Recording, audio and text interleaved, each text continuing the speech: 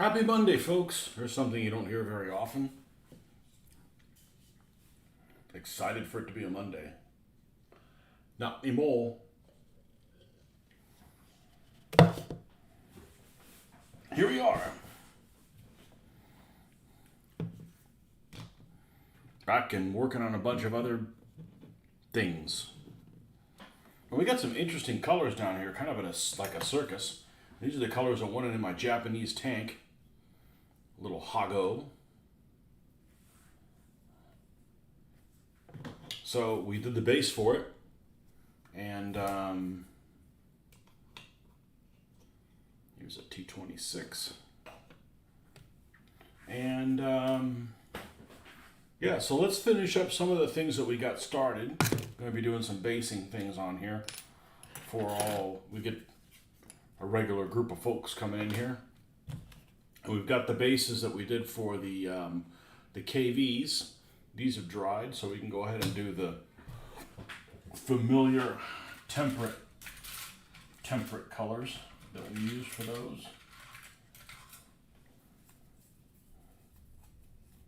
Yeah, I'm sure there's probably people that paint. Hey, MP Model Plastic. There's probably some people that paint right on their cutting board, but that's sacrilege. That's like, I don't even cut on the cutting board. It's just there for looks. It's to protect the table. Let's see, U.S. Field Drab. That's what we're going to go with. That's the middle color. This thing almost needs to be thrown away.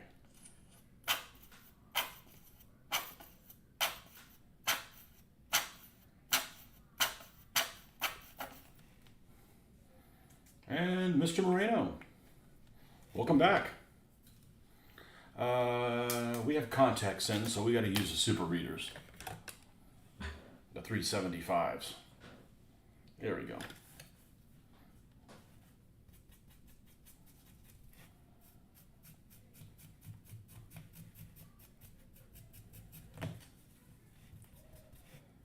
We'll do this, then we'll put the base color on what we're going to do the Japanese tank, and then we will go and probably tinker with it, I would think.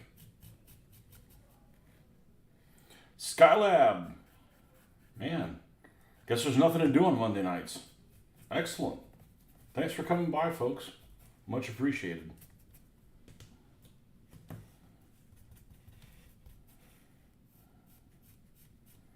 Well, I'm actually surprised on the reception that I have gotten likewise on the airbrushing video. There'll be more. That went really, really well. And I probably could do, since I've left everything that's set up over there, I could probably say, hey, we're going to go to the airbrushing station, put this on, I'll be right back, unplug this computer, take it over there, plug it out back there, and the mic, and probably switch between stations if I had to. We'll have to try that sometime.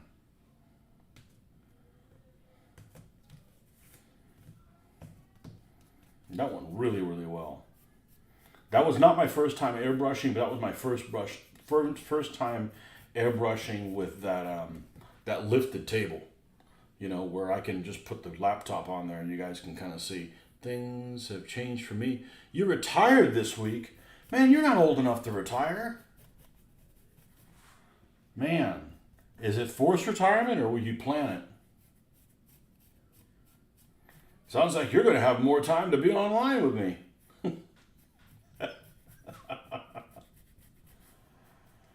I thought you were a young guy, youngish guy. You know, meaning you're in your 50s. How the hell do you retire in your 50s?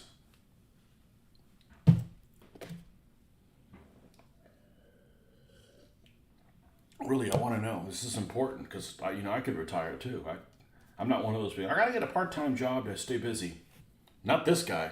You're painting German, just barely. You're 62. Still, good job. Well, you know what priority number one should be for you? Stay healthy. Go for walks. Do whatever it is you do so you can live a long life and enjoy all that stuff that you worked hard for.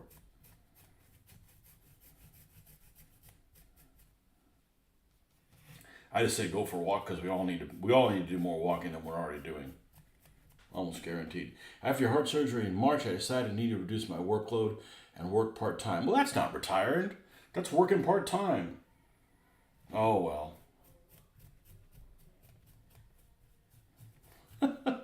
You're painting German soldiers in winter camouflage in 1/32nd scale. Who makes 1/32nd scale figures other than, oh man, who's the company that used to make them? Because when I did 1/35th scale, Airfix, right? Airfix makes 1/32nd? Exactly. Got yourself a membership at the local rec center. Yeah, we don't have to do crazy strenuous exercise. We all need more cardio. I've been trying to ride a bike frequently. I used to use it as a mode of transportation, unfortunately. So I still have that muscle memory, but Airfix. I didn't know they made winter soldiers. Yeah. It's and their desert rats and their Africore are the same figures, right? Bigger, just as the little ones. Hey Nordic, man, full house. Everybody showed up early. Excellent, including me. Excellent. That's how we're gonna knock things out. Okay, this is the mid shade, and then we will go and add the Iraqi sand. I'm doing great, man. Actually, I felt like I was sleepy all day. And then I got home, had some coffee. I'm still having the coffee. I woke up. And hopefully you guys can keep me awake.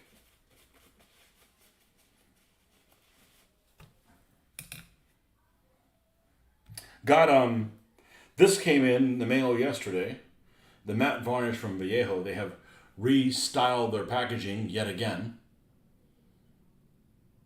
So I'm pretty happy with this stuff. That's going to go up to the outside workstation.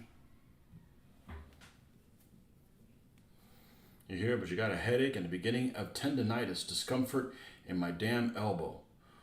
Also, a snowstorm's on the way here. Well, it was getting a little warm for you, wasn't it? I mean, I know you don't want a snowstorm because that just creates work. And Big Brother's checking up on you. Make sure you keep those sidewalks clear.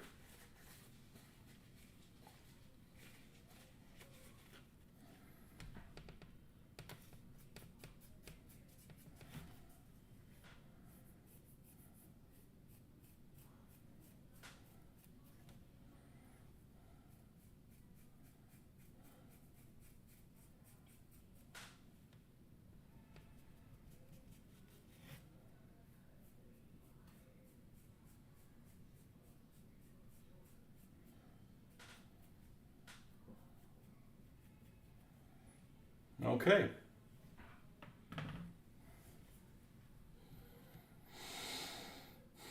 Looks like all you guys back east are going to get wet this week.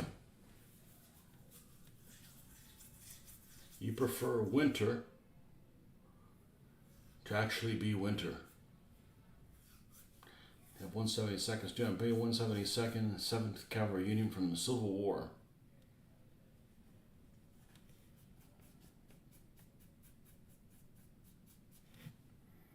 You know, I'm not a fan of Civil Wars, period. But if I had to pick one to game, I'd probably want to game the Russian Civil War. I think that's probably the most interesting one. Just because, you got armored cars and you got cavalry and you got, all kinds of wacky stuff. Seems like it'd be a rich environment.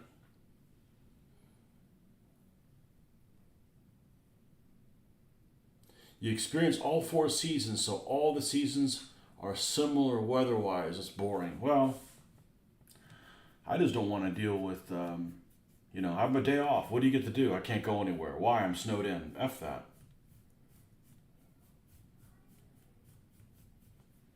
Fall's fine, but if it involves me raking a bunch of stuff, No, I ain't got time for that. And I actually don't mind the summertime. I just don't like the summertime while I'm in my work gear.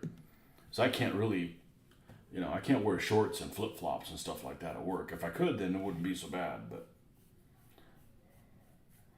and the summers here come with rabid thunderstorms, which I am not a fan of. So winter here is the best time of the year. It's also, well, I'd say it's the shortest one, but that's not true. Our fall is probably the shortest. We don't have fall for very long. Or as, more civilized persons call it, oh, it's autumn. Okay, then.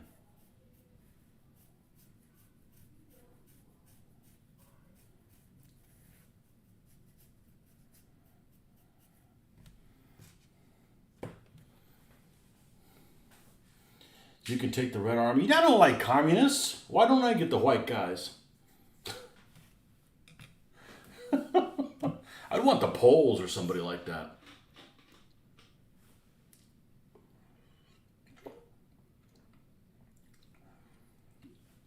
Although they do have those, the commies did have those little felt hats. I don't know what the hell they're called. They're kind of cute.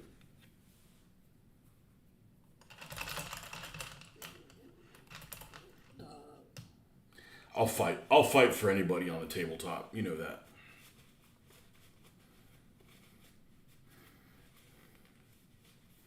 I just don't like the idea that, I don't like a false prophets. Oh, we're here to save you from the oppression. And then they win. And then there's oppression. Like, be honest. That's why I don't do, Poles with Russian equipment. It's the Polish Liberation Army. Bullshit.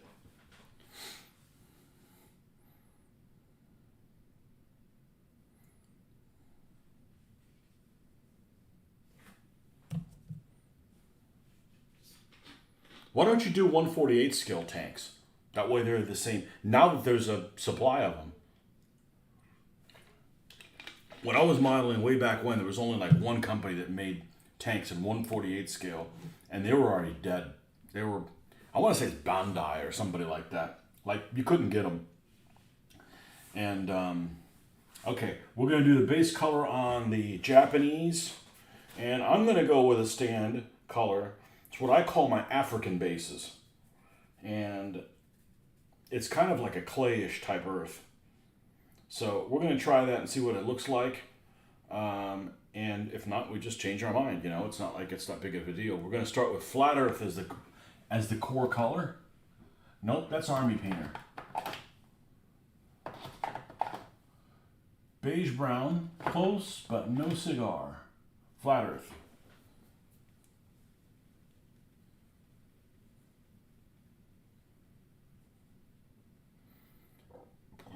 That's blasphemy. I find 1/35th scale the right scale.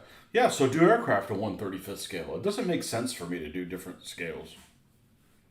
I'll do 1/72nd scale aircraft. But I love this scale. I love this scale because of this guy right here. This sculptor right here is, yeah, why do I have Japanese troops on the tabletop? Who knows what that means? There's no telling what I'm going to get myself into.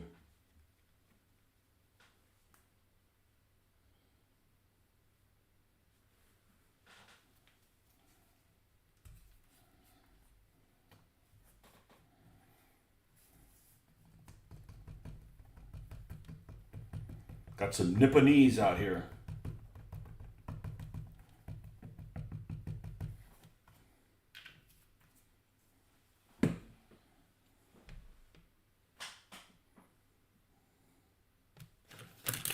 Where's my tool? Here it is.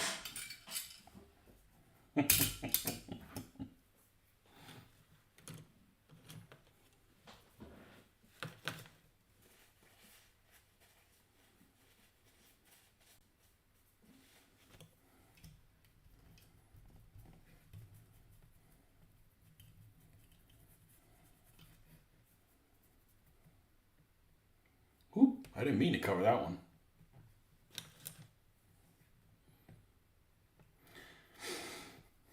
Are there more planes other than that Stuka at 1/35th scale? There we go.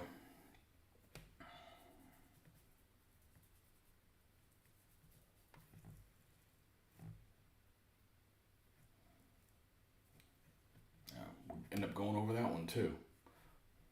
We'll come back and clean that off. I'm just using too big of a brush. That's because I want to accomplish a lot of shit tonight.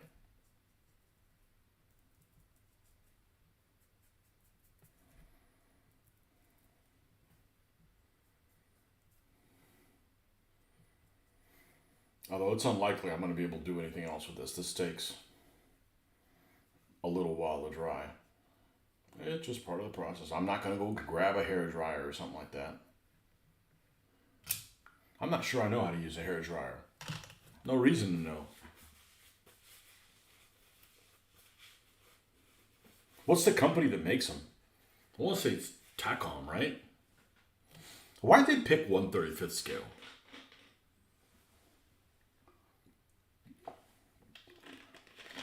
Doesn't make any sense. Why that number?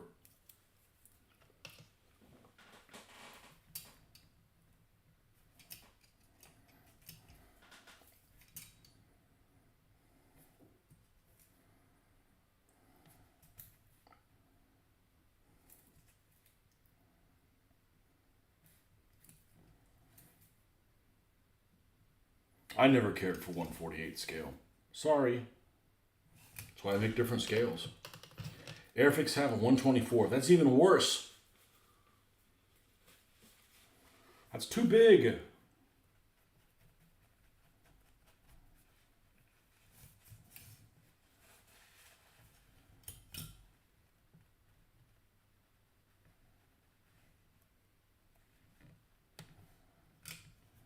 All right, we'll let this guy dry over here.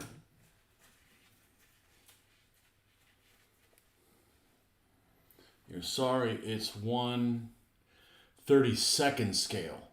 So it's a 1/32nd, so it doesn't even go the right scale with a 1/35th scale figure. Why do they do stuff like that? Best Stukas and 1/35th from Border Models. I got half of mine when I go get aircraft, buy the old kits that I used to have, even though they're not even close to being the best. You know, go out and buy they don't have MPC anymore, but that'd be the Airfix Stuka. Just get it, and the Spitfire that I had, and I don't remember I had a B-25 and a B-26. I don't remember who the hell made it. I want to say it must have been Monogram, probably.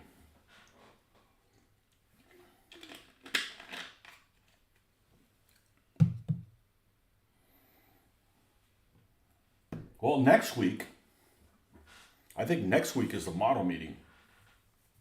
So, we'll see if I remember to go to them.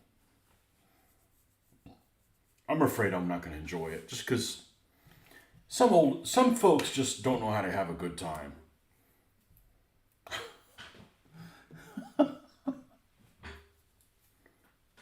Maybe I'll be pleasantly surprised, but let's get this green ochre here.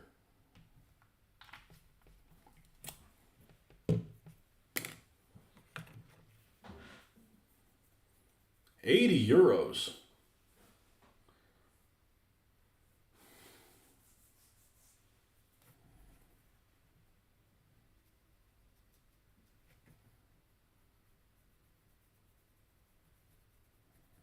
All right, this is the mid-tone on the desert basing here.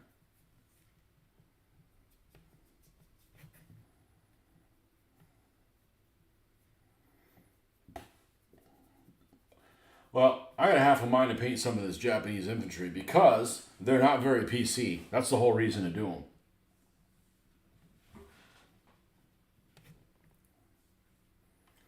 A lot of them have glasses.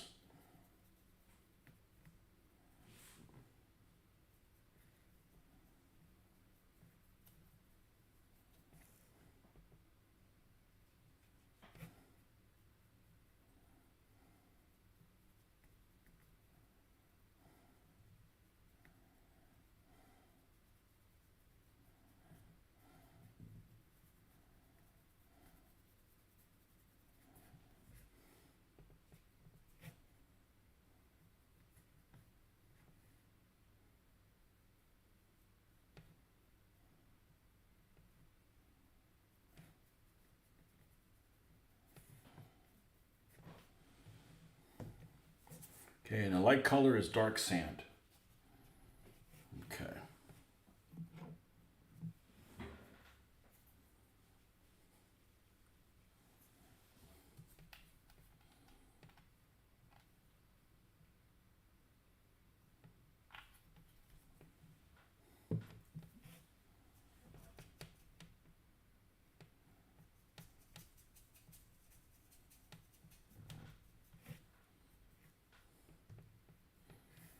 What'd you find funny? The buck teeth? They do. They have glasses and some of them have glasses and buck teeth.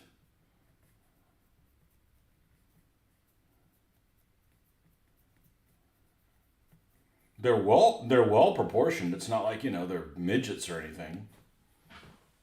Not all of them. This guy his face almost looks like that Gestapo agent in Raiders of the Lost Ark.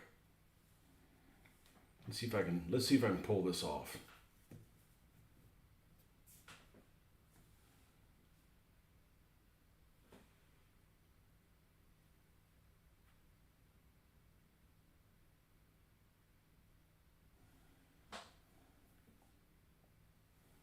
Yeah, we could do better than that.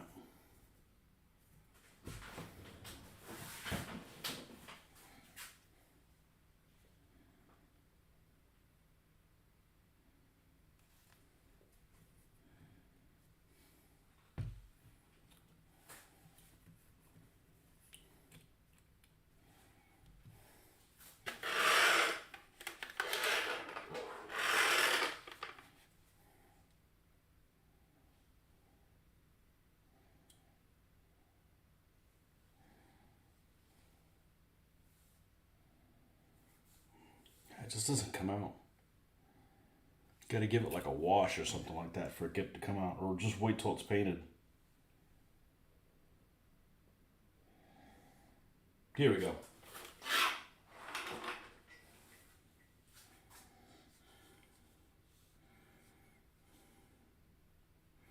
Make sure this thing doesn't twist on me. It didn't.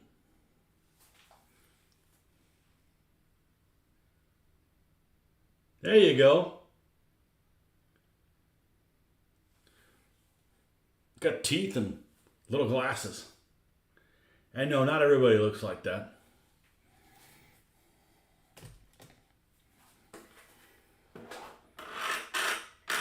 Say you painted a Hago, you should get some more Japanese stuff. I will. Yep, I will. I'm hooked. Well, I'm not done with them yet. I got to do all the writing and stuff on there, which isn't a whole lot, but yeah, it's cute as hell.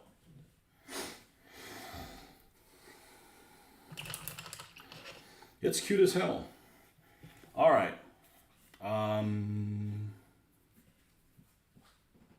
Did we end up doing the lighter color? Man, I don't remember.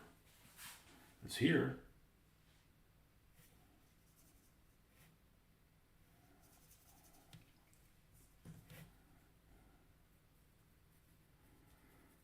No, I don't think I did.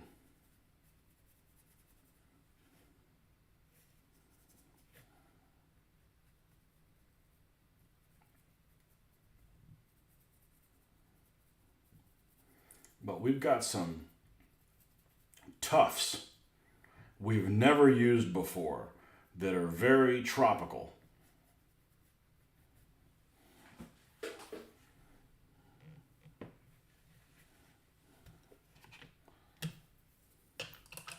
And they should look nice with that.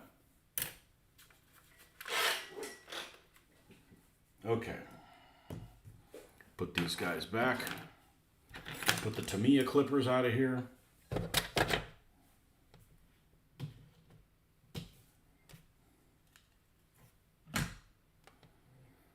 That's got to dry.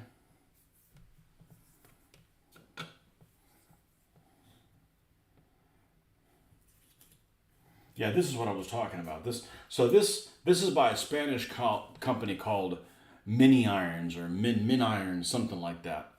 And it actually gives you, it's a T26 and gives you an option for have the double machine gun turrets, or a flamethrower turret, which I already have 2 dedicated flamethrower tanks in the works. So, but still, I guess you could have a 3rd one. So I'm not going to glue any of these things down. I'll make it interchangeable between the 3 models.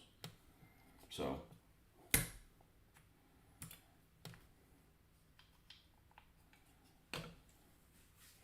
T26, which looks like a giant compared to the Hago. Well, T26 is a 2-man turret. Yeah, this is a 1-man turret. And a small man turret at that. Okay, so let's paint the tracks on this thing.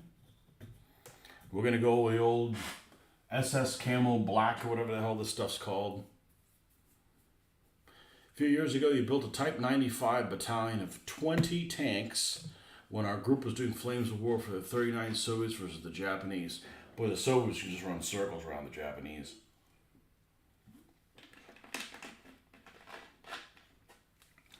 Japanese tanks are just terrible. I think the Italian tanks are better than the Japanese tanks.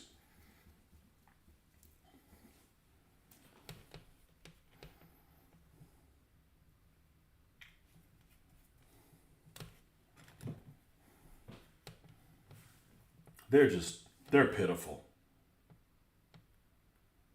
They're pitiful. Let's add a little bit of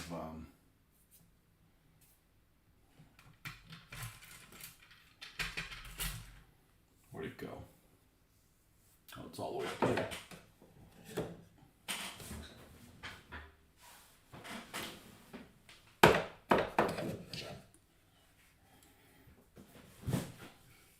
Well, I'm probably never going to get Marines.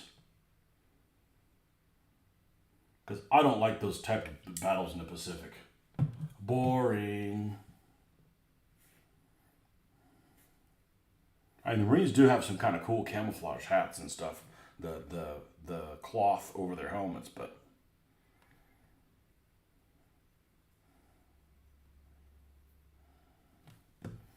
Hell, I don't even know if I'm going to even game the Pacific. I just have this little guy and figured, let's paint him. And I'm glad I did. And I had fun with it.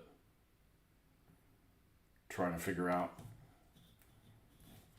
what colors to use.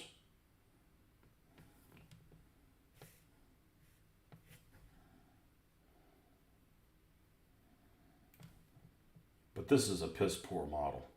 It's just bad. And it'll turn out just fine, but at the end of the day, it's not a very good model. Has a lot of imperfections on it. Question is, which had better looking tanks? Italians or Japanese? Full disclosure, I don't like the way the Chiha looks at all.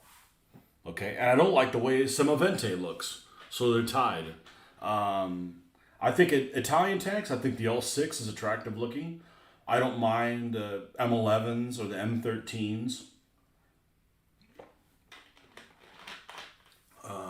The Semoventes with a short 75 looks stupid. Sorry, I said it.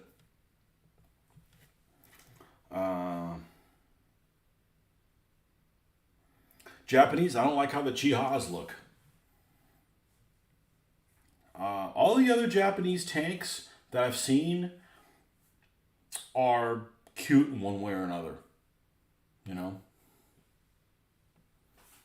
Nah, I don't want to do Solomon Islands. I don't want to do the Americans in the Pacific. We'll have the Commonwealth do them. I got Americans for Europe. Solomon Islands didn't last long enough. I read a whole book on the Solomon Islands, and it was like, if there was any kind of tank combat, it was very, very limited. And that's just way too static. I mean, they had Marines there. The Marines didn't have... I'm pretty sure the Marines that were in Guadalcanal didn't have Garands.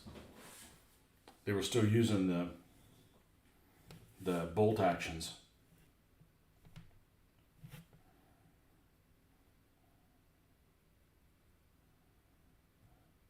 Hey, we should watch that movie that everybody either loves or hates. Thin Red Line. I only saw it one time and I was a devout hater. You very much like the Carro Armato. What about the Philippines? Um,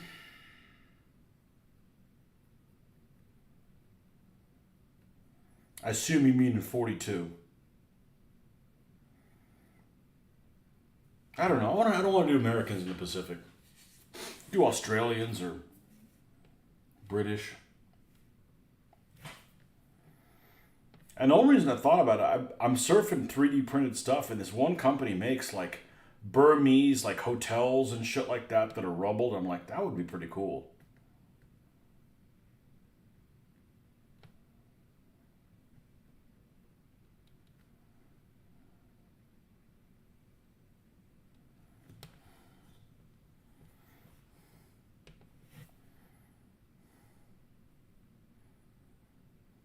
Would be really cool would be Chinese and Japanese.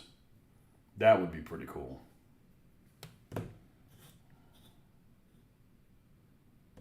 Why? Because nobody knows shit about it. There's a whole reason to do it. 1944 Manila.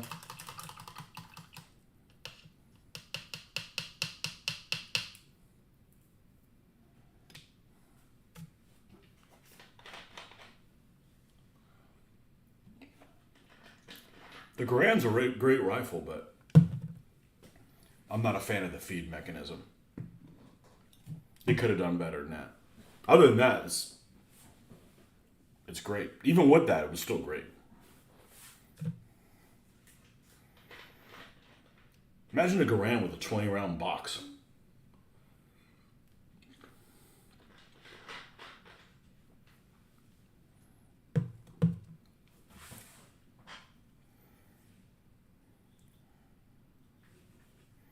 Yeah, the 42 Philippines would be cool because could have some Stewarts. But a Sherman is like a king tiger in the Pacific. Japanese don't have anything to deal with a Sherman.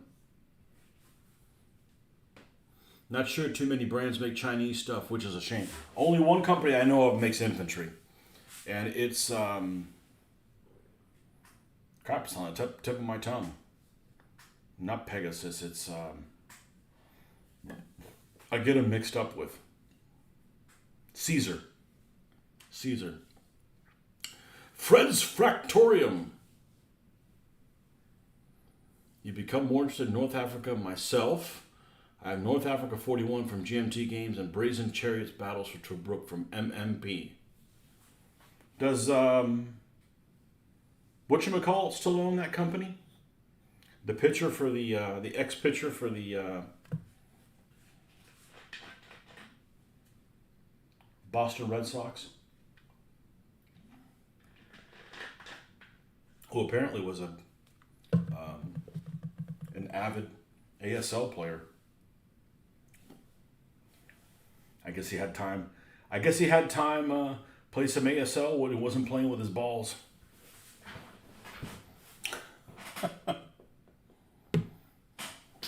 Can't think of what his name is. I should know. I'm not a sports fan. It's got a German name. Schilling. There you go. Yeah, Kurt Schilling. Kurt Schilling started MMP with some other folks, and he's a. See, told you he had a German name, and he. I don't know if he bought the rights or something like that to a lot of the ASL stuff. But ASL's a great game. Back then, I wouldn't play it now. It's the turn sequence. I don't like the turn sequence. It's a little too structured for my taste. That's really the only gripe I got about ASL. I don't like some of the scenarios where it's like, oh, you see this woods? It's not woods, it's a hill. Okay, well then give me an overlay for it. Instead of like trying to like squint your brain to see what's exactly going on. Other than that, I played a lot of ASL back in the day. But all right, here is the Hull machine gun. And there is a shovel here.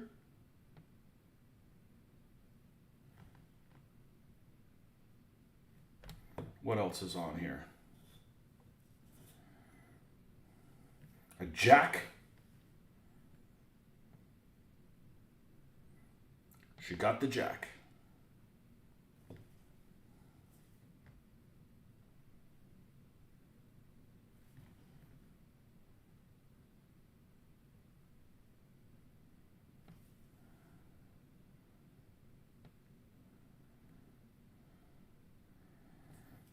It's kind of hard to get real excited about this because even if I do a stellar job, it's not going to look at it because the model is so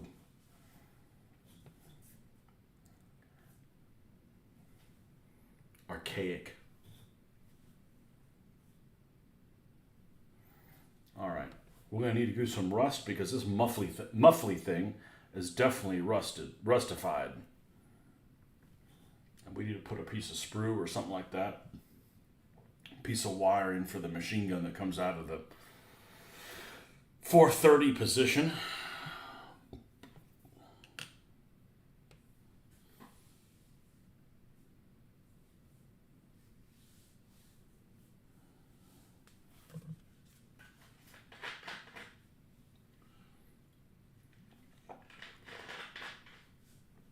All right, where's my orange? Orange brown will work.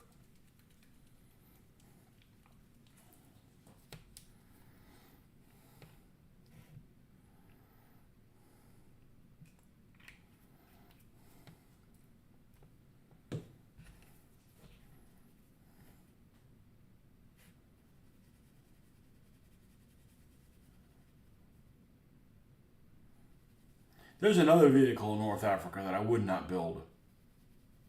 I don't like the way they look. Is those damn long. I don't like those long range desert group Chevrolets. They're ugly looking vehicles. Sorry. Which, by the way, I never did finish watching whatever that series was on Apple TV. What was it called? Rogue Heroes or something like that? My daughter and I watched one episode and neither one of us wanted any more. We may have watched 2 episodes. Weren't captivated.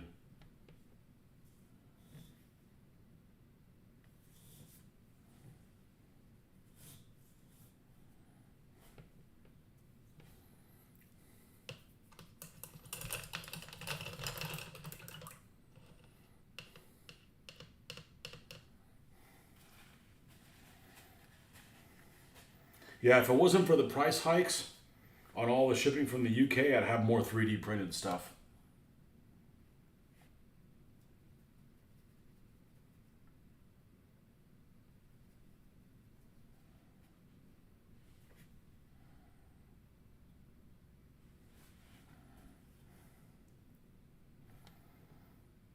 Because there's like 2 3D printers, and they're both in the UK, and their prices are just not where they need to be for me to be excited about buying from them. That doesn't mean I won't ever buy from them. It just means excited about buying from them.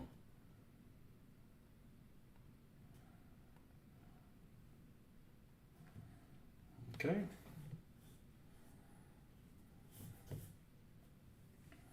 Now I'm going to take that yellow. We're going to brighten up that yellow a little bit.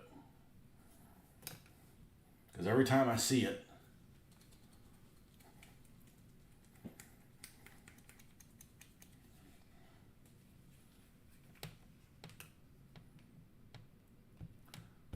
it is the color of a wild parrot. Almost neon-like.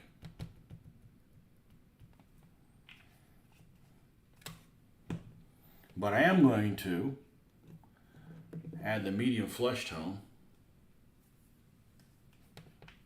which is the original color of the yellow that I used here, and have it on hand. All right, now let's get a brush that we got some confidence in. This should work just fine. It doesn't have to be teeny tiny.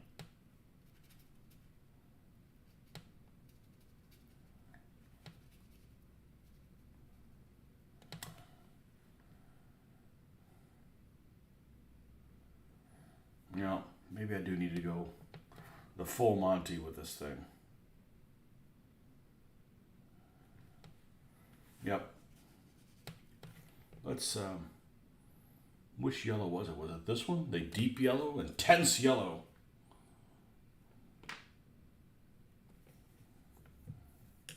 Let's see if we can make a catastrophic mess.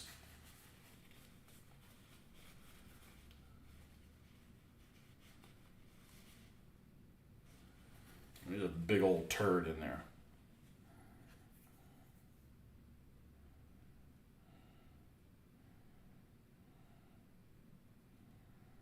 Paint turd. He's added a mixing ball in there and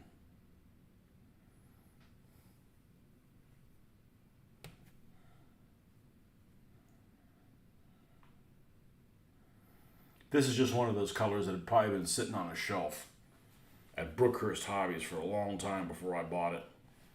So I could probably stand to go to the fruitcake shop and buy a bottle of this. That's what I should call it, the fruitcake shop.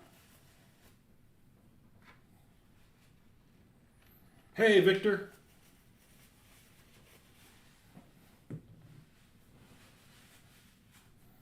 The Nerd Burglar store.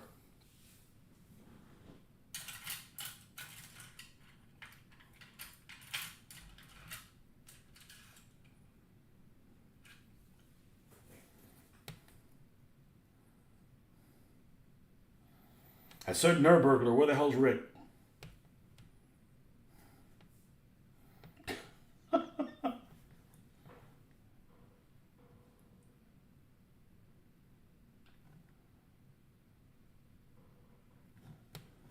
There we go. That's better. If you're like, man, that's really bright. Yep. Yes, it is. Yes, it can be.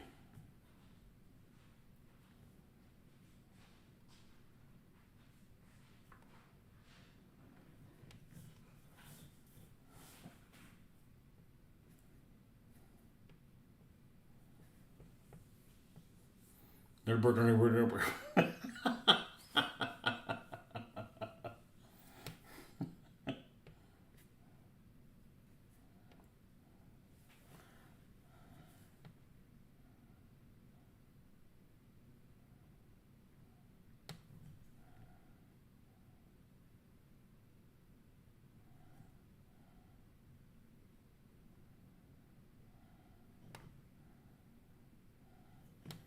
Well, now that you're retired, Skylab, you come into Florida where everybody seems to retire at.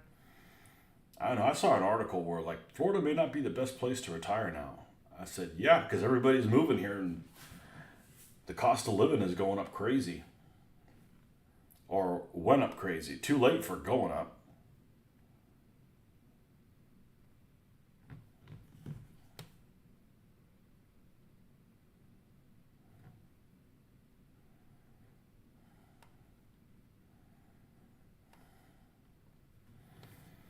Okay, I like that better.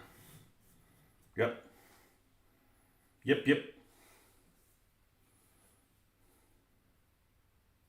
Nope, you started in Florida and moved out west for lots of reasons. I like that out west, other than it being so damn dry.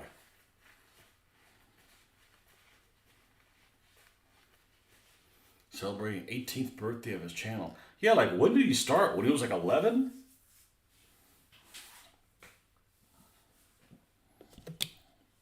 I would have done my videos sooner if I would have had an easy way to film them. I'm not going to buy a video camera. You know. All right.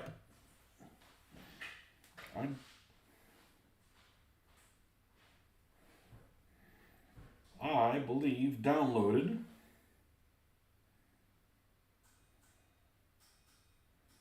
Should be under documents. No, I can't find it. Let's see.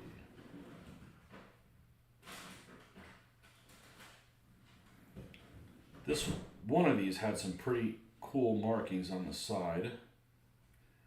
This is a tank school. That wasn't it. And I'm interested in one for Kalkin Goal. Not a happy day to be Japanese. A Kalkin Goal.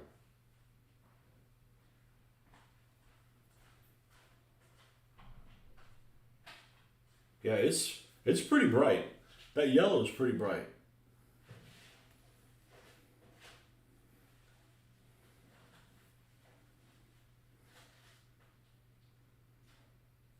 here it is. Manchuria 1944. It doesn't really matter what it is. But I had some other pictures on here, had like numbers of them, like actual numbers, had like a character on the turret, which is what I want, and then like a tank number on the actual tank itself. So I'm going to go back to Scalemates. I thought I had downloaded it. Scalemates. And we're going to do a search for Hago. Type 95 Hago. Alright, let's go to this Dragon one. 130. I still call it DML.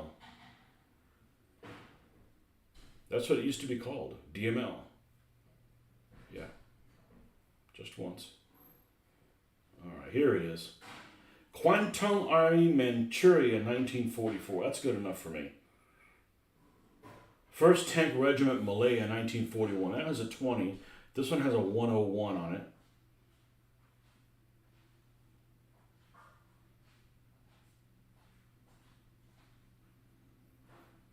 This is a 4-digit code. 13th Tank Regiment, China, has no numbers on it. All right. 20 seems a decent number.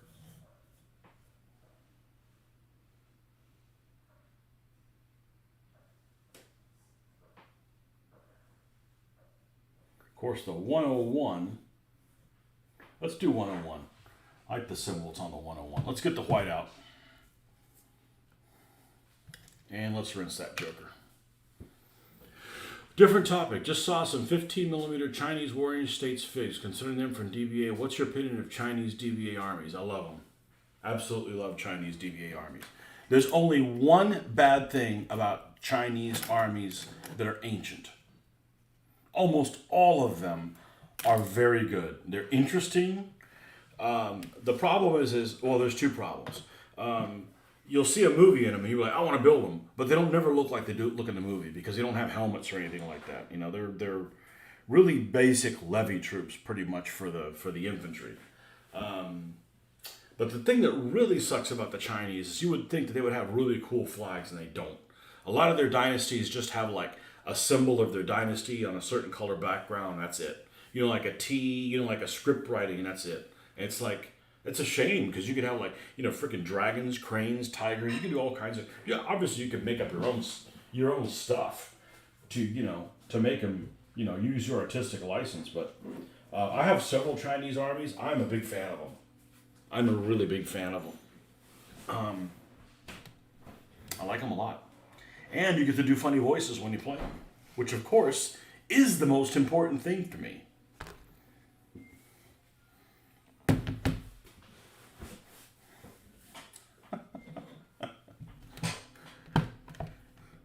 You do funny voices with your armies? I do. And it makes millennials really uncomfortable.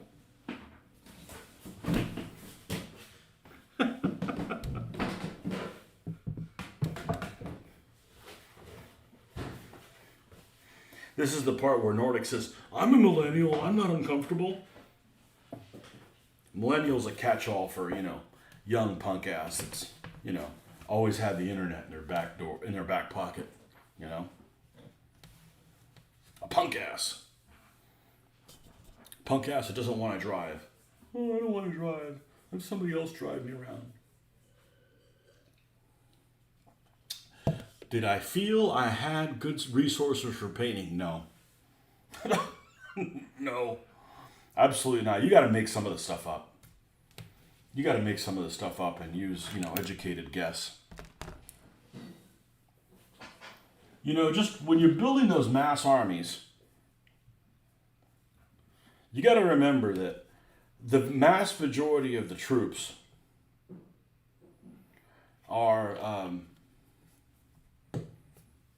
color or pigment in clothing is really expensive.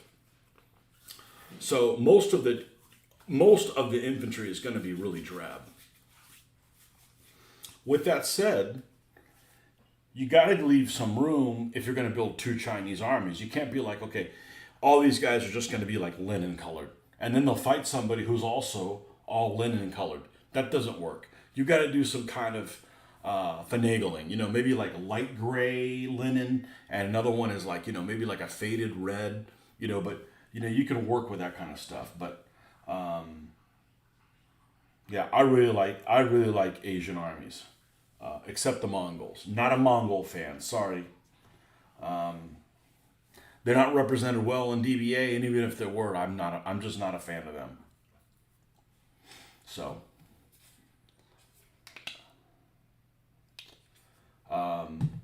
Nordic's always saying I don't like Alexander the Great, and that's not true. I just don't think that I think he had a. I mean, I thought he was brilliant, and even more than brilliant, he was definitely inspirational. Probably one of the most inspirational commanders. Period. But he had an army that he didn't train. He had other people that trained it for him. But with that said, yes, he's a badass conqueror. Okay. The Mongols are, I'm not one of those guys, oh, the world's biggest empire is the Mongols, and the Mongols are better than everybody else. Yeah, they just basically showed up and said, give us tribute or we'll burn your entire civilization down.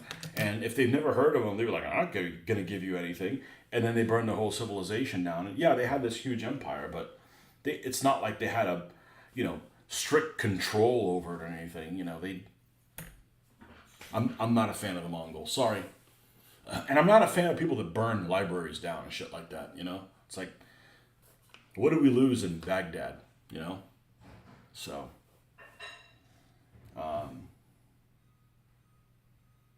but Mongols are kind of like their own category, just like I think India is its own category.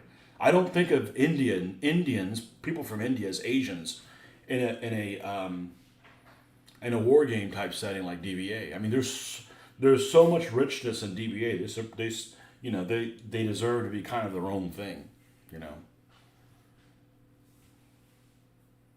Okay, so we're going to do a 101. My only concern is it's going to go over some of the yellow, and I'm wondering how it's going to pop.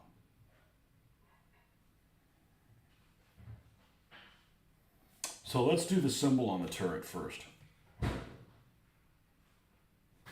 Okay. And for that, we need to get one of the brushes that was right here, and I moved them away.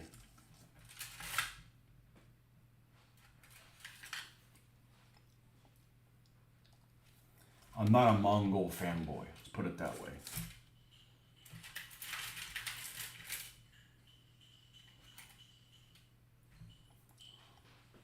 With that said, I'd still build a Mongol army. I just,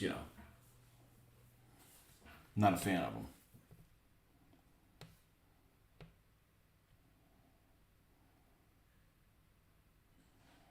And I don't think any of my ancestors were raped and pillaged by the Mongols that I know of.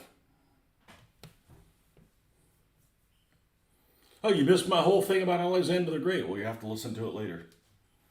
I thought you were here the whole time. I didn't realize Alexander's boyfriend wasn't here.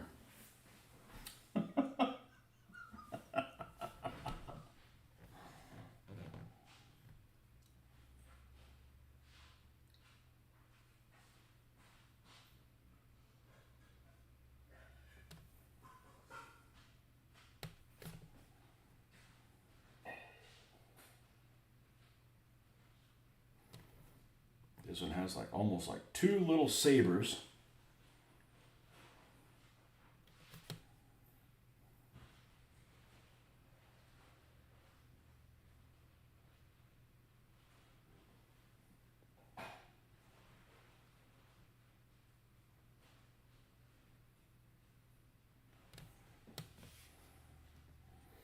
This little symbol like that. Do the same thing on the other side of the turret. Unless you said Alexander was the greatest field commander who existed, I don't want to hear your Hannibal love him. We didn't even mention Hannibal. You actually were the one that mentioned Hannibal, just so you know. Just so you know, you're the one that brought him up. You have to go back and watch the programming.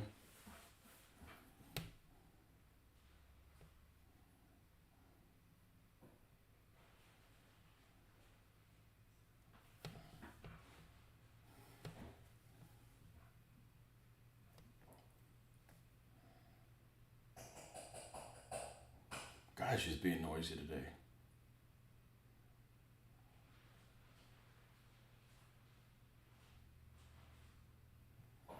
This one's going sideways.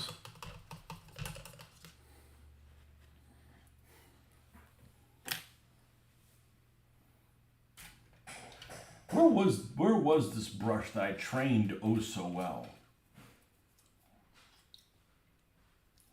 It's not that one.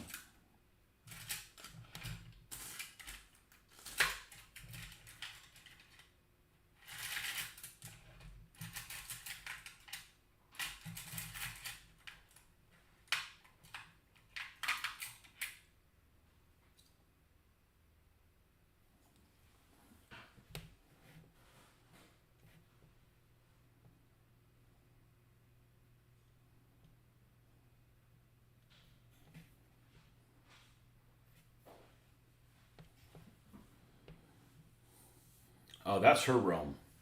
She knows where the hell she wants over there.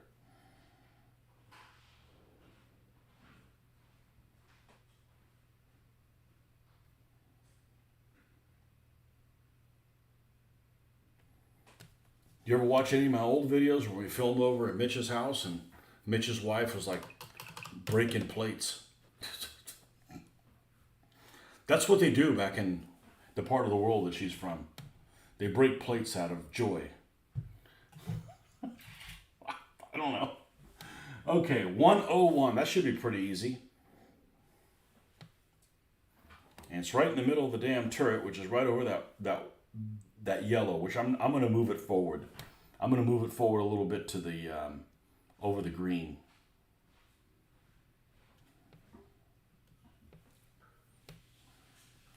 And we'll start with a back one. Actually, 20 would probably be just fine. Let's just do 20. See how I'm decisive? I'm divisive.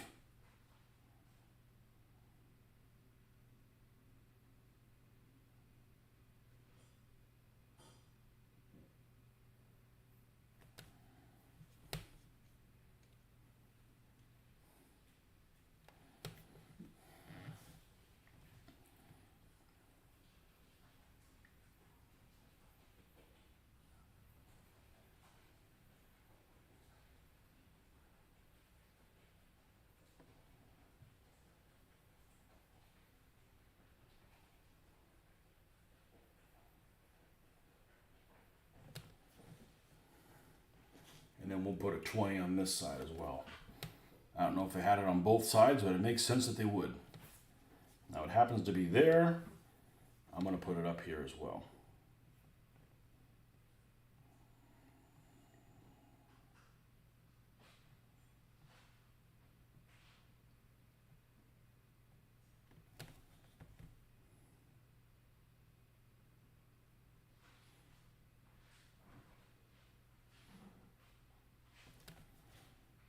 And we'll have to clean that up a little bit, but now we got some markings on there at least.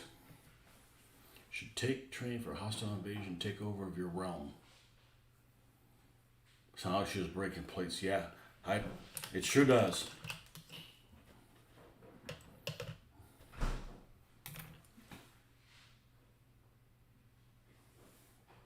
Hold on one second.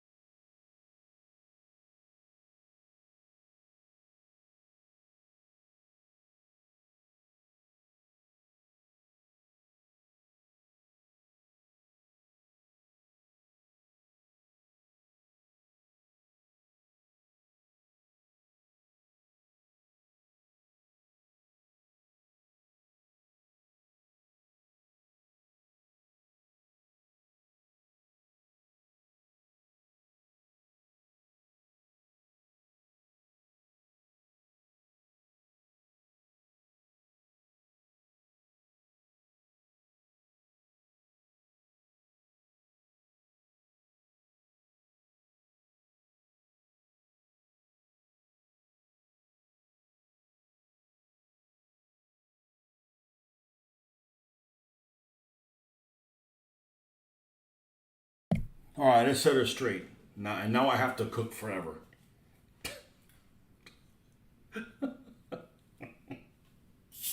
Anyways, number 20.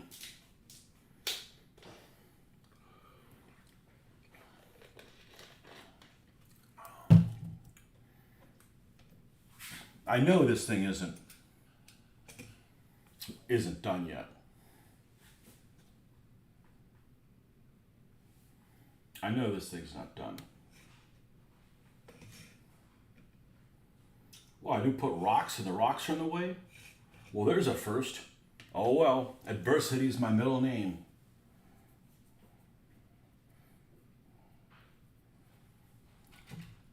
I want to say I've seen a picture of it with a little Japanese like flag thing on it. Hago.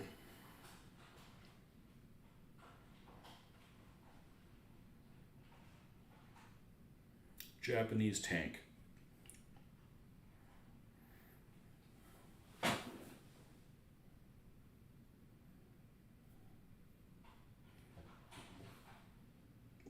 Okay, it's got a couple of these have it up by the front of the tank here on the glacis plate. All right, we could do that. See if that shows up more than once. Look at this sad little guy. It's adorable, you know? Cute little tank. I mean, it's a piece of crap, but, you know.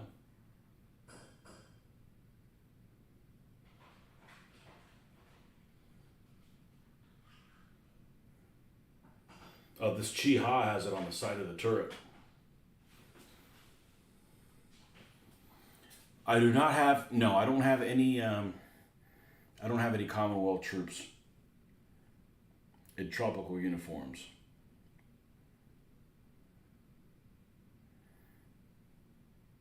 This one has one in the front. Well, there's not enough space there, so we're going to put her over here. These the super readers? They are. Okay, cool.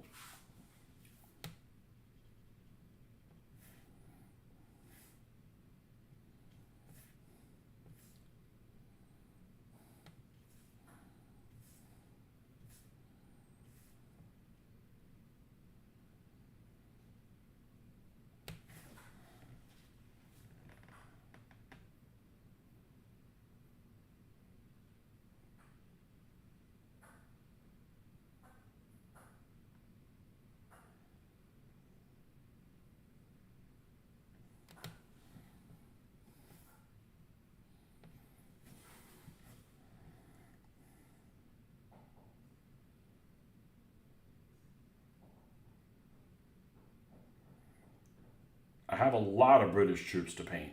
A lot. But none of them have tropical uniforms. A lot, like probably a company's worth.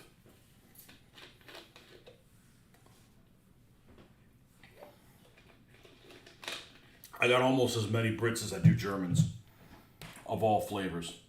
It just happened that way. You know, the manufacturer, the sculptor was a British dude.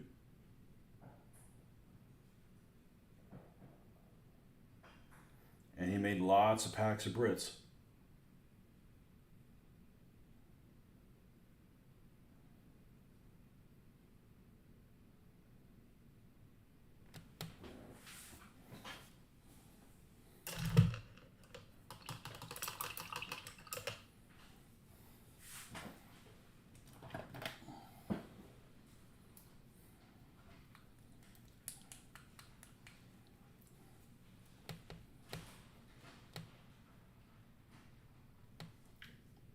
Overkill.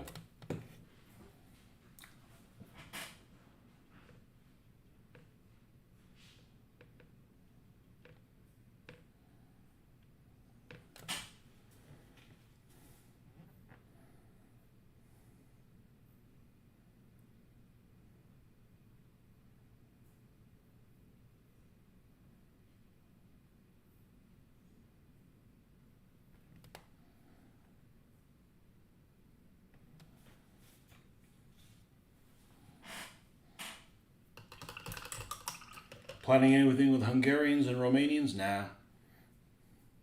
Nope. I'm not planning on anything with Italians and Russia either. There's some stuff I just have to totally avoid or I'll never get anything done. But I'm not really focused on gaming if you haven't figured it out already. I'm just kind of doing shit.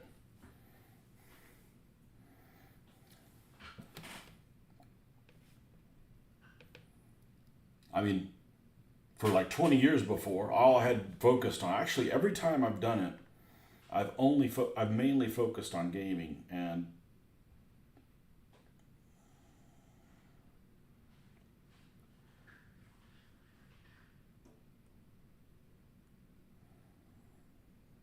not really interested in that as much. There we go. A little bit of highlighting on that.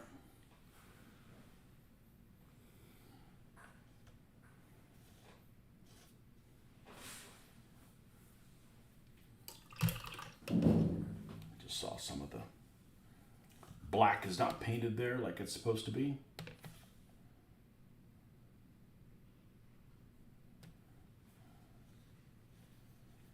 Now, the other colors on this Africa basing, as I like to call it, flat earth, brown sand, and then Iraqi sand. So let's get the brown sand. It's kind of a little pinkish color. Nope, that's cork brown. Beige red.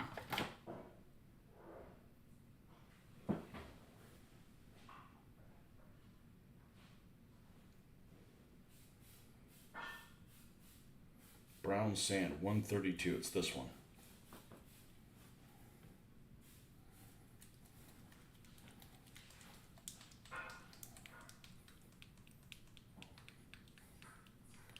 Yeah, Hungarians and the Romanians, they had to put the Germans between them because they wanted to fight each other more than the Russians.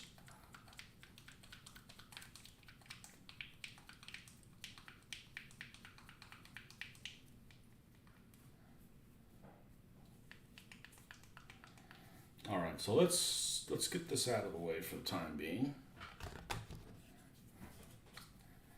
I'm gonna put some of this brown sand, and this is going to be on the base too, but the base is too wet right now.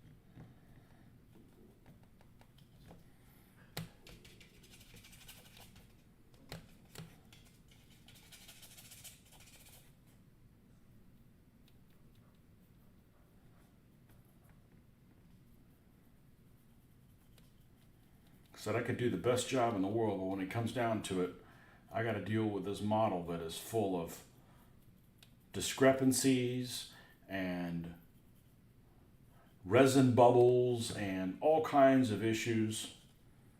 You know, the back of the hole goes all the way to the ground where it shouldn't be. You know, it is not even close to being the best. With that said, I think this will turn out just fine.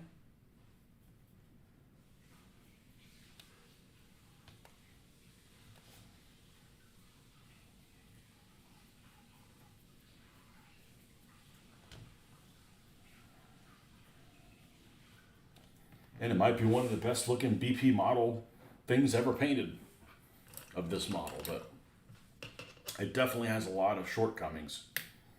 Big time.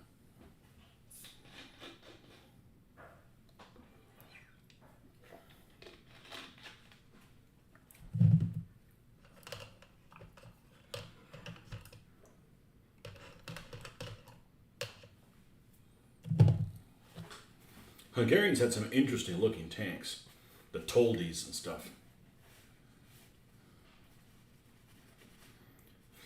The problem with the Italians in Russia is If you think the Italians aren't any good in North Africa, boy, they just can't deal with like a T-34. You know, it'd be like every vehicle they encountered in the desert was a Matilda. That'd be like the equivalent. You know, the only saving grace is some of the troop qualities that the Soviets they were fighting wasn't great. But other than that, their equipment just really. I mean, how does an Italian division deal with like freaking KVs ones? They just can't deal with them. You know. Hopefully they got some of those 90 millimeter guns they can use on them. But other than that, you can't stop that thing with a 47 millimeter gun. You know, play dead. Play dead, and don't be too good at it.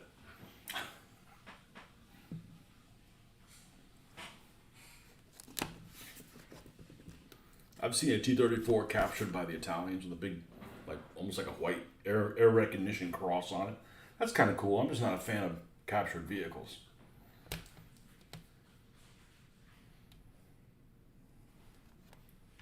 They actually make some decent looking Italian infantry in plastic in 1/72nd.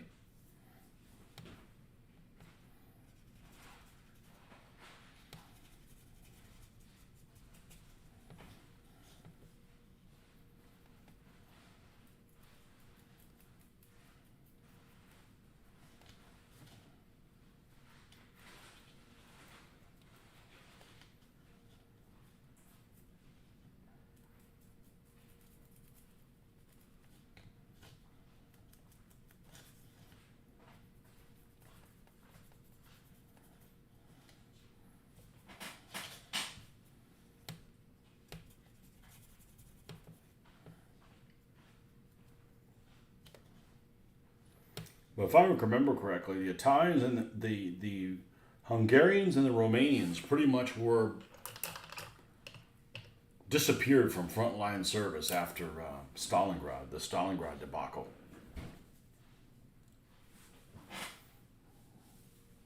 I mean, maybe until the Romanians would show up again if they're once the Soviets had pushed down into the border with Romania in early '44, but.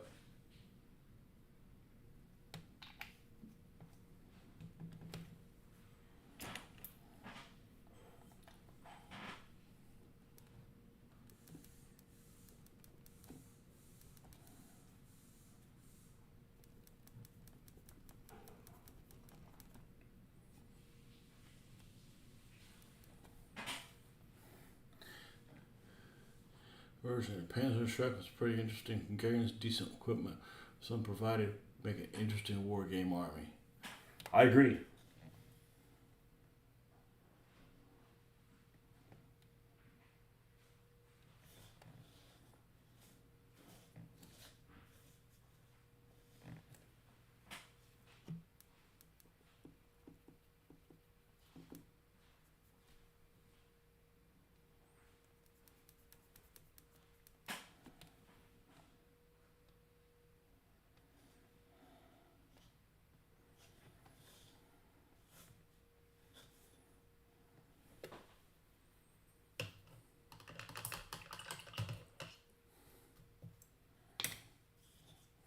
There's a company that makes 15 millimeter figures for all those troops before anybody else made them. I mean, they're not made by everybody, but I want to say they're called like something North.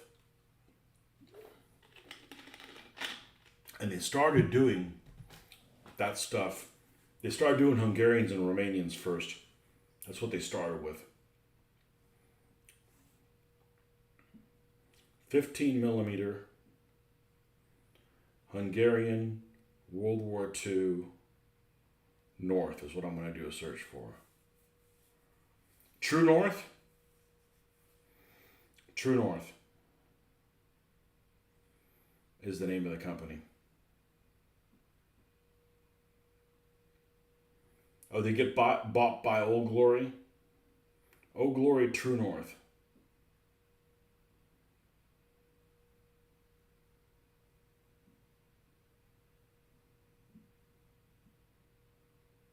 True North now made by Old Glory 25. Yep. Do I know any company that makes 39 Polish command figures? No, because I'm not really in the know on 15 millimeter World War II. I just happened across that. Hungarians had a few Tigers. She'd make cool looking heavy company probably. You got to. They had so few of them. They probably have to make sure you paint them correctly. I didn't know they had any Tigers. Interesting. Were they painted cool? Camouflage schemes?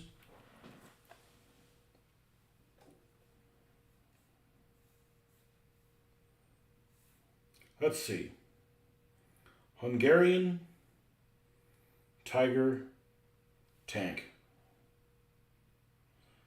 Tiger in Hungarian service.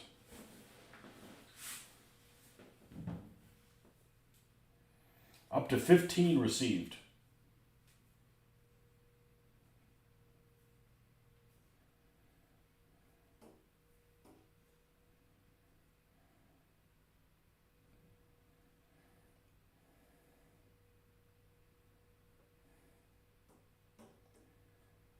Origin Hungarian Tigers.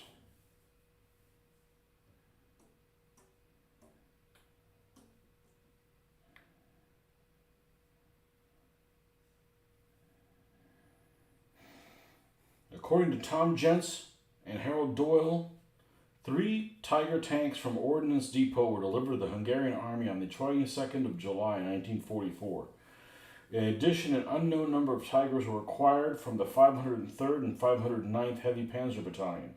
The 509th Heavy Panzer Battalion was formed in September 43 and had 45 Tiger tanks. It was engaged on the Eastern Front up to September 1944 before being sent back to Germany to equip it with the King Tiger.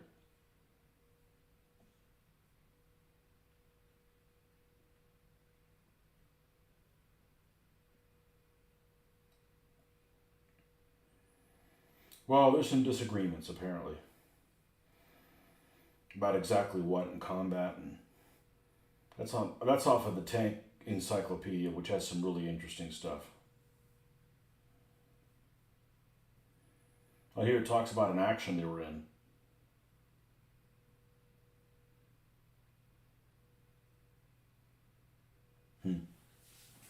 Cool.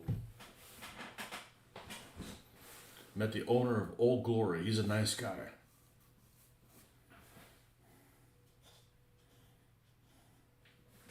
Okay.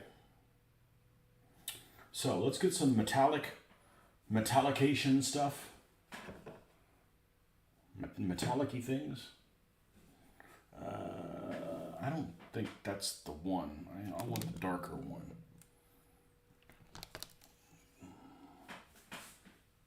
So not this one. It's this one.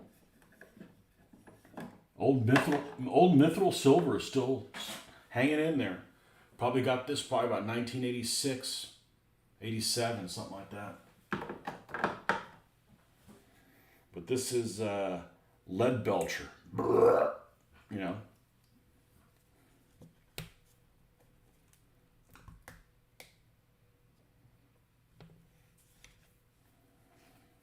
All right, so we've got a hull-mounted machine gun.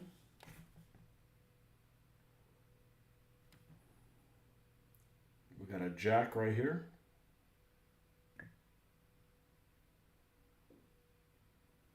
Jack of unusual size.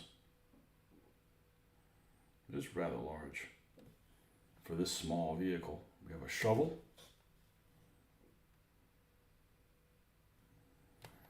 Now we've got a box that's back here and some kind of tarp or something or another.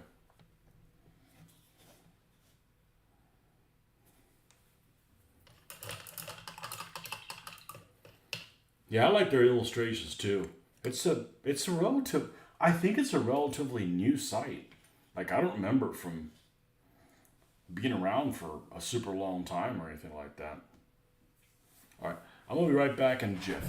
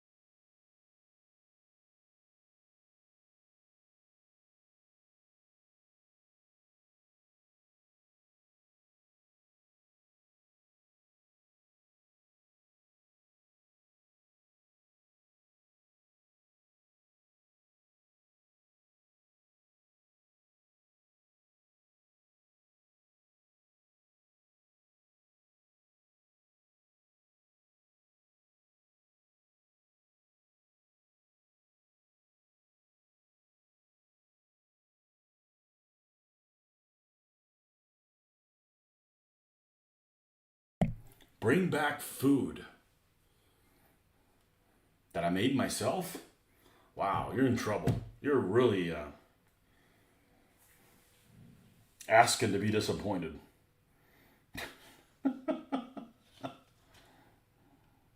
Really asking to be disappointed. Now, this thing doesn't look that bad. We got like a tarp or something here in a box. Where's that box? That box for you to stand on and kiss my ass. There's an old golden one. Let's go ahead and paint that box.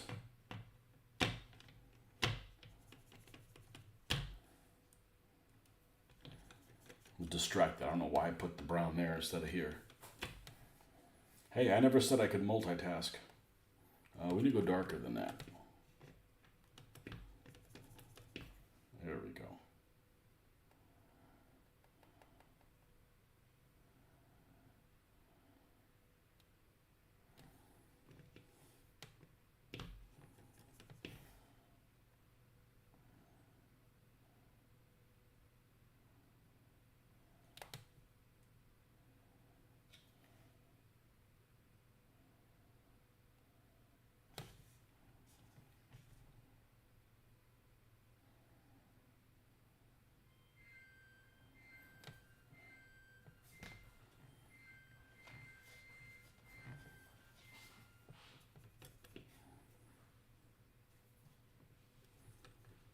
So you order food, how about pizza and garlic knots? You want to go to sleep immediately? I don't know, pizza's all over the place. I got a love-hate relationship with pizza. There's so much pizza out there, it's just garbage. It's absolutely garbage.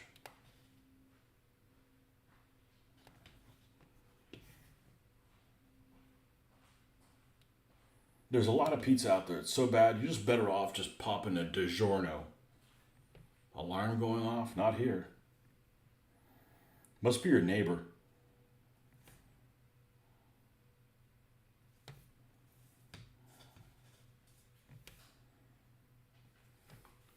Hold on 1 second. Did you have an alarm go off? Mm-hmm. Okay. All right, Nordic, you're honorary woman. You get to be the channel bitch.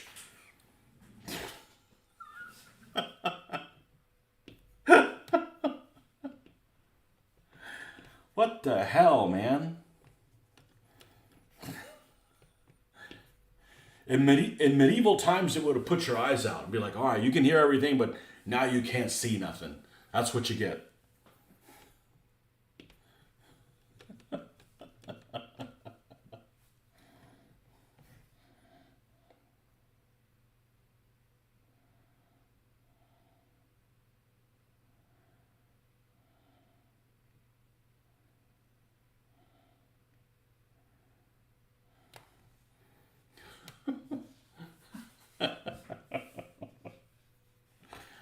It's got to be you. There's no way. I'm not buying that this mic is that good.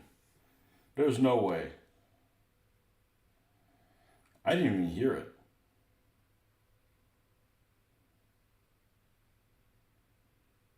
Of course, if it's high pitch, well, there you go.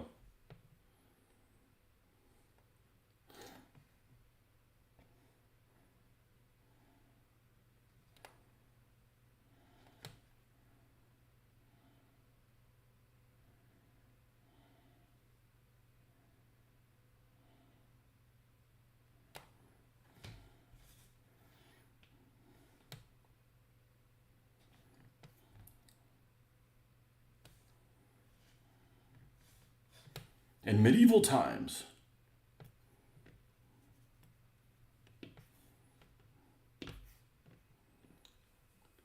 there's some superstitious people back then.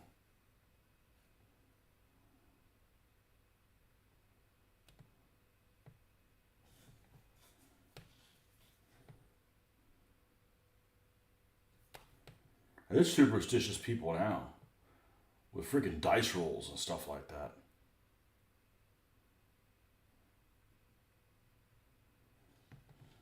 Stupid, stupidstitious.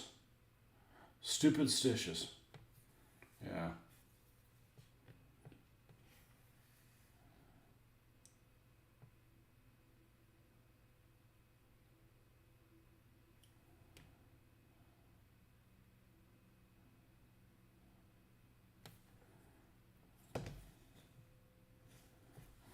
Well, I guess I got to be careful.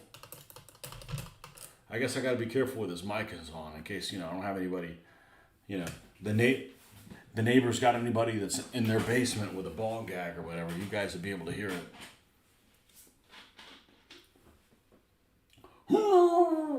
What's that? I don't know. Call 911.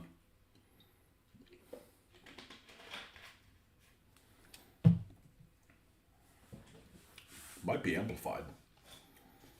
I got those things that when you go to the range, they muffle the gunshots so you don't lose your hearing, but they also amplify other stuff. So if you put them on, you could hear things you don't normally wouldn't be able to hear, which for me isn't that really that big of a task. I don't hear well to begin with. I certified don't hear well. Where is the paints from? Where are the paints from Coat d'Arms? You mean the ones I had my hand on?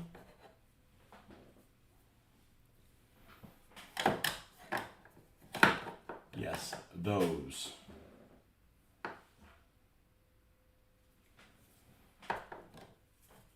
I don't know what color the Japanese used for tarps. These are going to use Russian brown.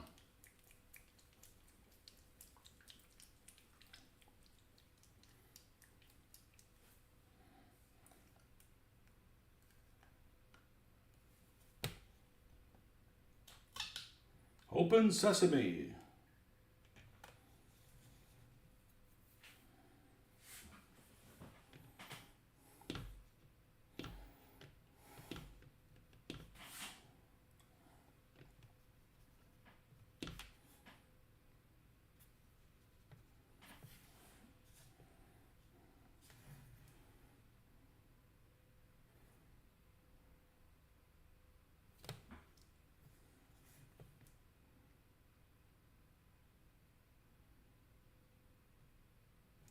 I noticed that my mic in the garage wasn't that loud, although it picked up the compressor loud enough. And it wouldn't have been running as much as if I wasn't running some thick stuff through it. I had about 40 psi, 40, 45 psi, so I don't have any problems with it. But we could drop that to a more reasonable level if I'm running stuff that isn't so thick and isn't going to get clogged. But with the thick stuff I was running on it, I wanted to make sure that we didn't have that problem. Apparently, the French had a cavalry named the Silly Brigade. Is that for the general?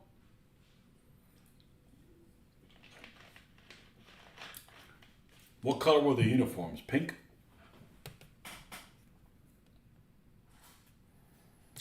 The Poles were the ones that had pink trimming in the Napoleonics, right? I think they had pink. Of course, the Panzer Crews had pink too, supposedly.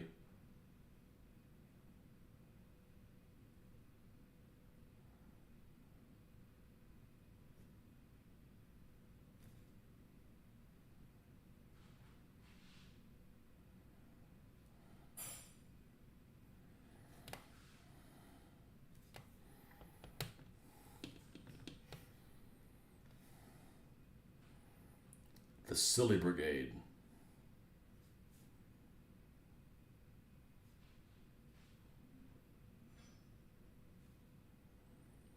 The French had those Swiss brigades that had like those crazy, almost like a star pattern on their flags. Really crazy stuff. No, the French did as well as the Austrians.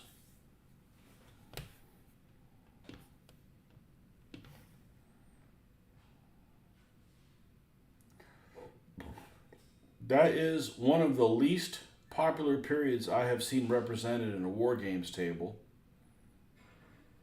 historical war games table is Lace Wars. One of the, probably not the, but one of the most least represented things.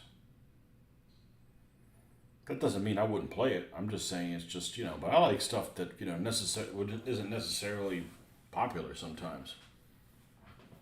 So I don't necessarily have a problem with it.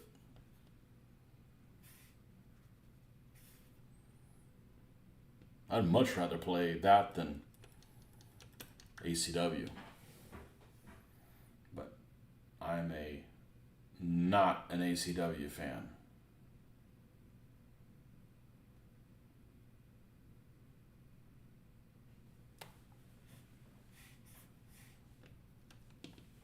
And, there's a lot of conflicts, and there's a lot of conflicts that I'm just not interested in. I can't be interested in everything.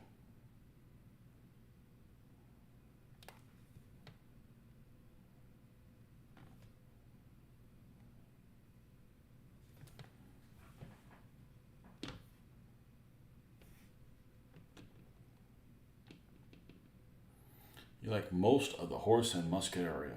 What nationality is your favorite during that time period?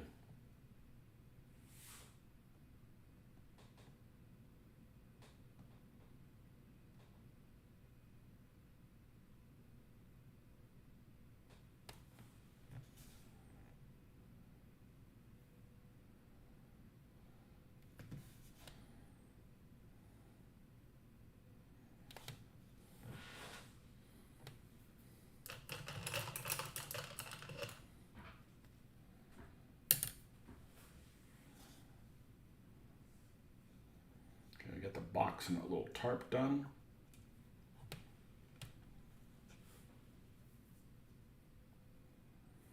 You said bring some food, and I got hungry. Damn it, man.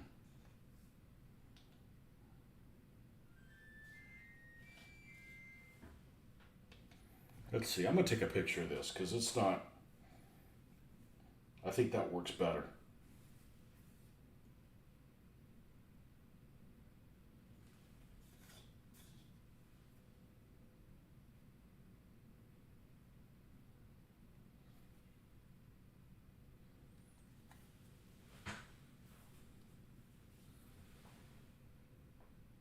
That doesn't look half bad.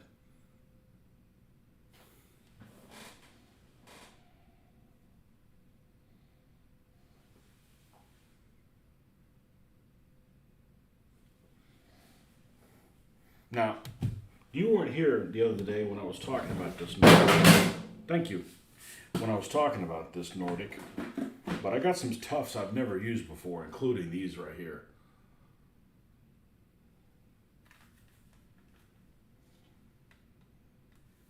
So, this is going to look nice on the little stand. I've got them in a couple different colors as well.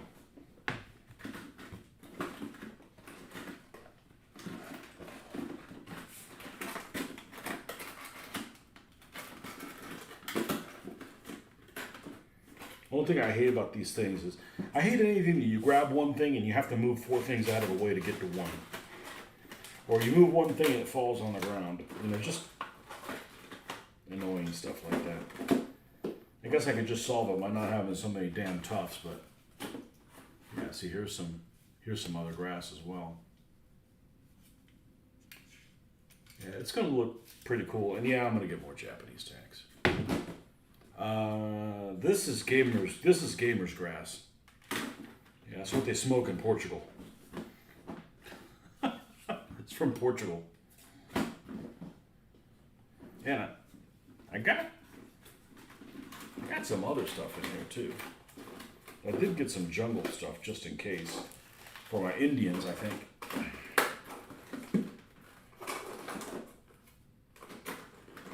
Here we go, look at this shit. Look at these big old, these are tall. So we got some variety of stuff that we can dress up these Nipponese. But you bring one Matilda, and one Matilda just ruined this thing's day. You know, you basically have to strap a bomb to yourself and crawl and shimmy underneath it and detonate it to do anything to the Matilda. Basically, completely impervious. Do we have any? Now this is handy. It's going to be real kind of a pain in the butt to take just a little piece off. Now, we do need to get that machine gun on there sooner rather than later.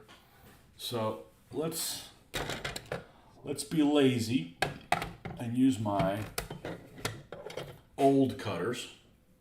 No, they're not the Tamiya cutters. And we're cut a piece of this off.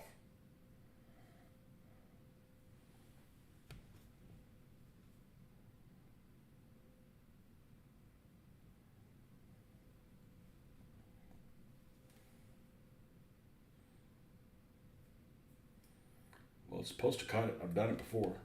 There we go. Of course, I didn't hold on to it, so I don't know where it went. All right. Since I'm a big fan of this stuff, and I have lots of it, this is a job for 2 people.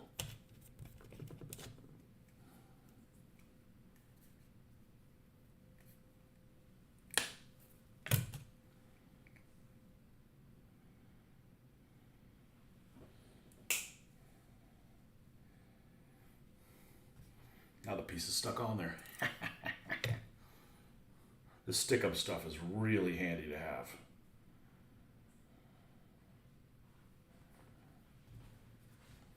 Perfect. Now, I guess I could try using super glue.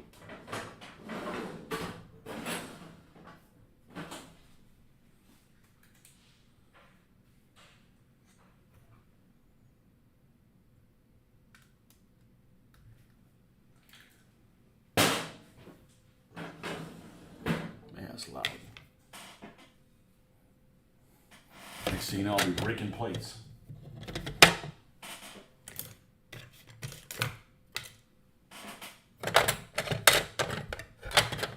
Oh, tweezer.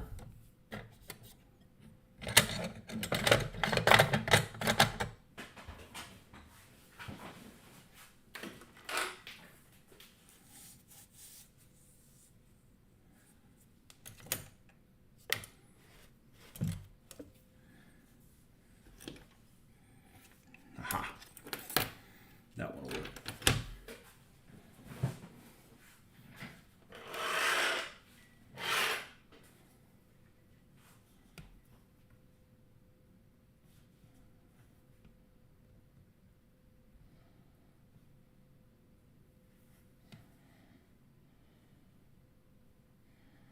I normally would use a piece of sprue, but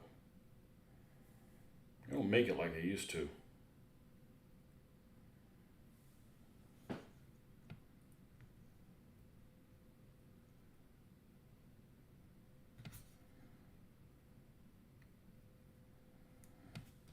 My good tweezers aren't here.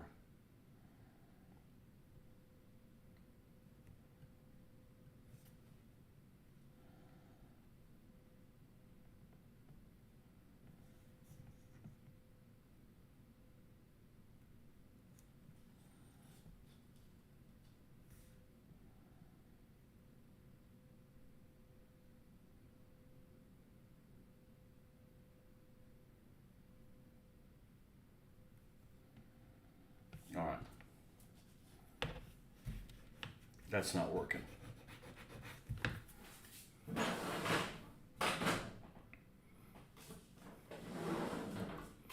So I don't use super glue for shit. I have no confidence in it.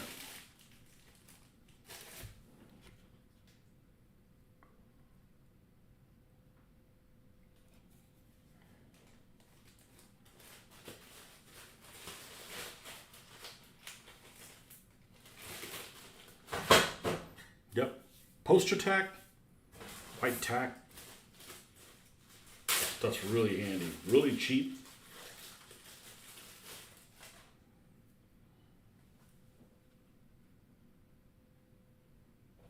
That stuff's actually really handy to have around. The other day I wanted to glue something down and it wouldn't stay on it, so I just took this stuff and crammed it in there and I pushed it down, and when it dried I just pulled it out. Like, it's just like, it's some cool shit.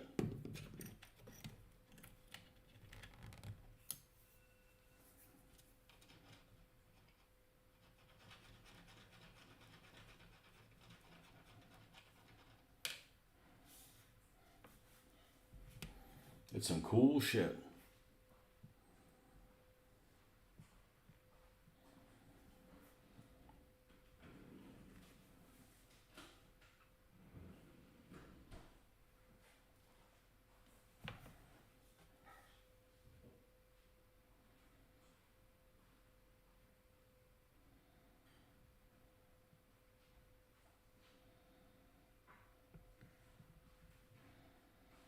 I'm gonna set this on its side here. And I am gonna get a snack. It's your fault, Nordic. Be right back.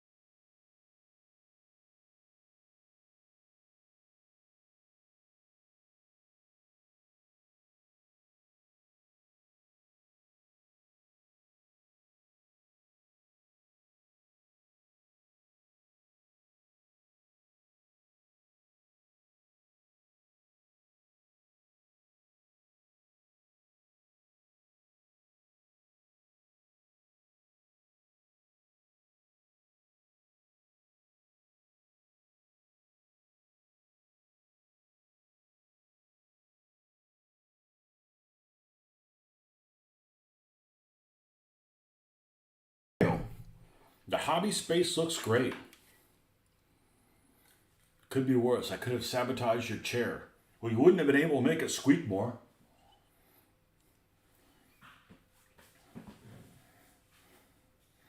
Okay. So the question is this thing dry yet? Working on it.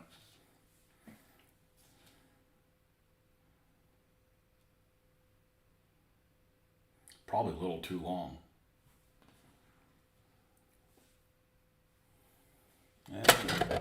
Let me go fuck this up.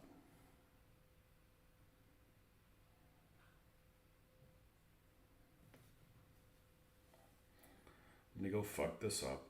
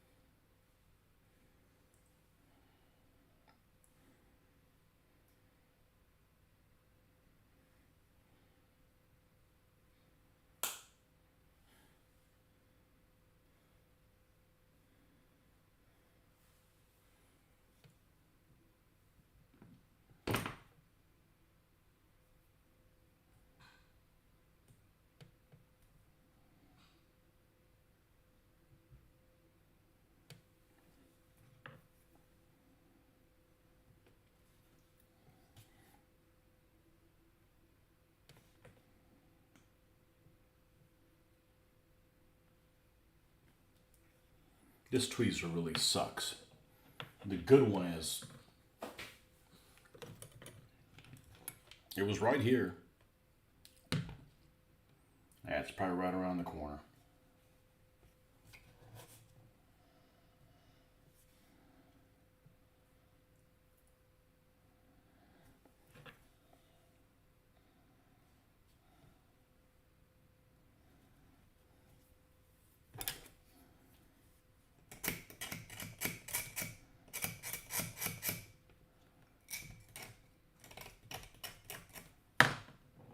Still sucks.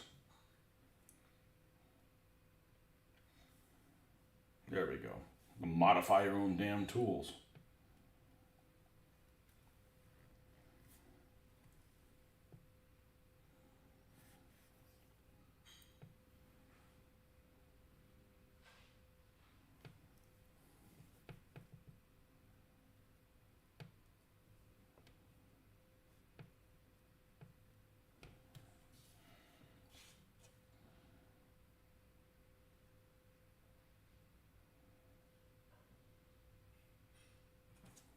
There we go. That's better. Yeah, it has no coax machine gun. It has a turret. It has a machine gun in like the 430 position in the turret, but it's a one-man turret. So if this machine gun is being fired, the cannon's not being fired. And a lot of the times when these tanks went and did an overrun, they would actually turn the machine gun so it's firing forward. So you'd have two machine guns going forward. So, anyhow, it is a cute little thing, even though this model is pretty archaic. But, you know, we added a box back there, a little tarp. You got the little Japanese flag up here. And I'm rather liking it. And I didn't have to go out and buy a Japanese paint color set, you know. So they get you for another $30 or $40.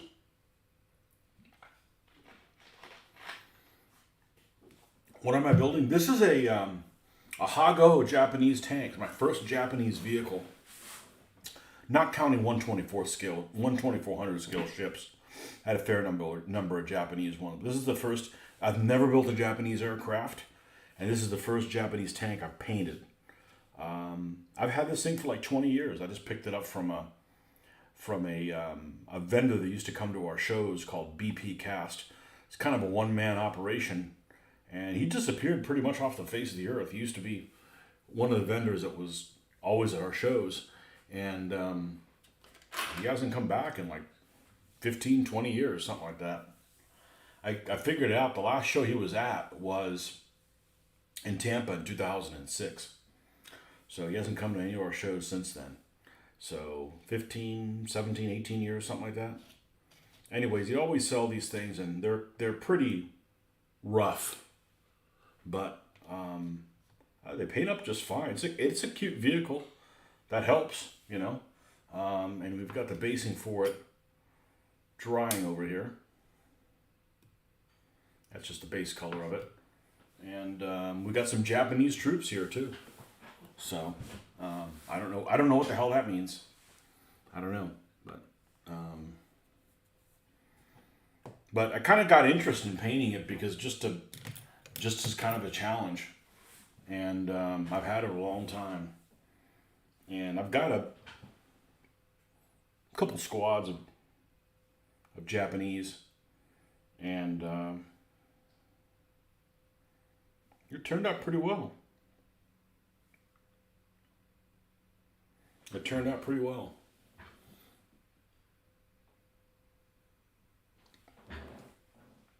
Just imagine if it was a nice model, it'd look a lot better. So, in the future, yeah, you can tell here by the tracks. I mean, look at the tracks here. They're not very good. They're not very good at all. But it's a war game model. It's, you know,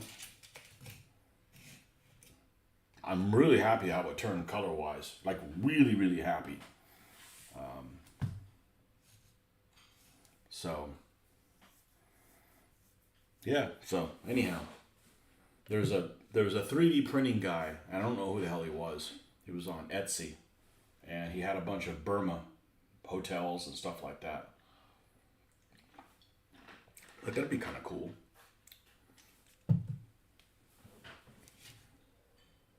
But I like to daydream about stuff and then just look for inspiration. It's not like I'm out buying a bunch of stuff. Now, there is one particular vendor, and I'm going to show this to you guys because I came across it relatively recently.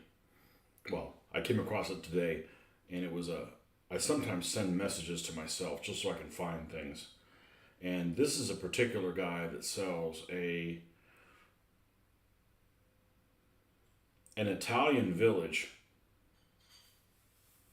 Oh, it's $5 off. Oh, that's a big savings. This actually goes for $140. But actually goes even more than that because it has a base that it can go on. But it's called Battle Honors 3D. Check this thing out.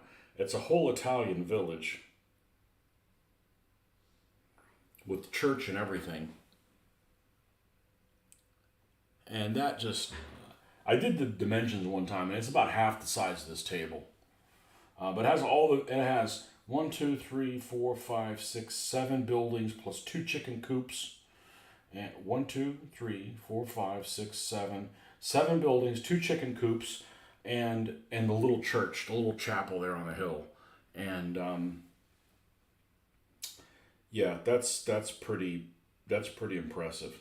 So, you know, maybe one day. What's the shipping on it? $18? See, I don't mind paying $18 to ship something that's that expensive and it's big, you know. But if you're talking about one of the 3D printing people that do like one vehicle and it's like $20, I'm like, yeah, I just can't justify that.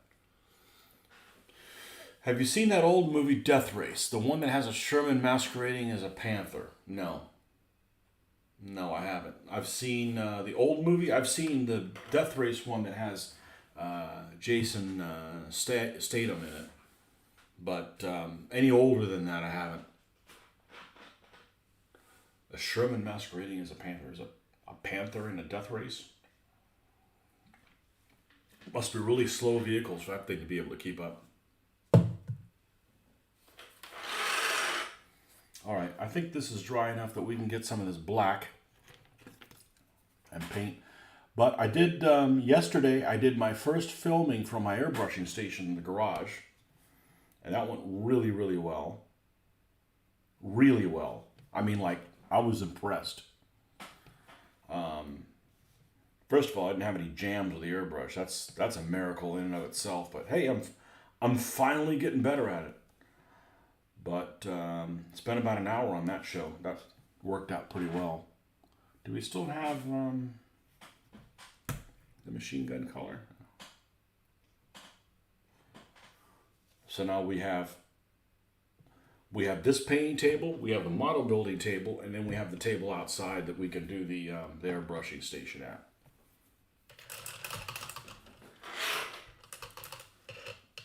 (1973) movie. Was wondering what ACAC it had on the turret. Well, let me look it up. You say it's a tank? All right.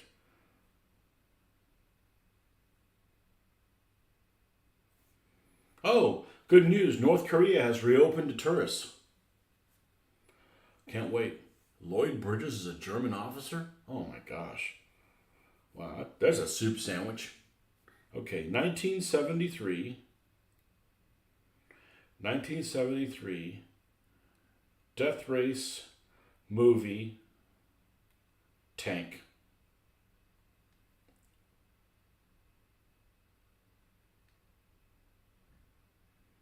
It's a TV movie.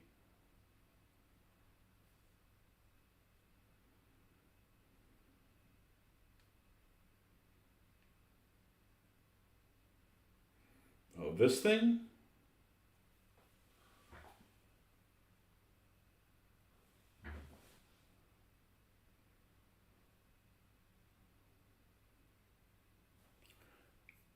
Well,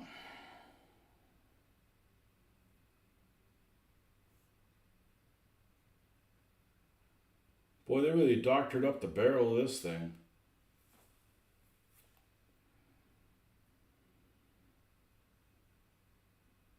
there, there he is.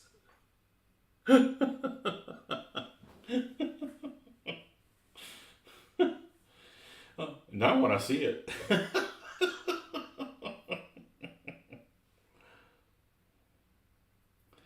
Now I want to see it. Let's see if we get it. You want to see what the ACAC is on there.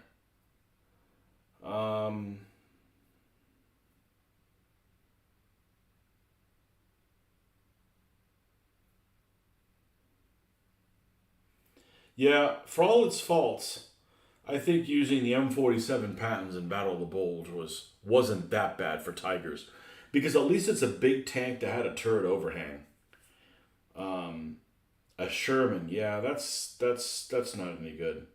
That's no good. Oh,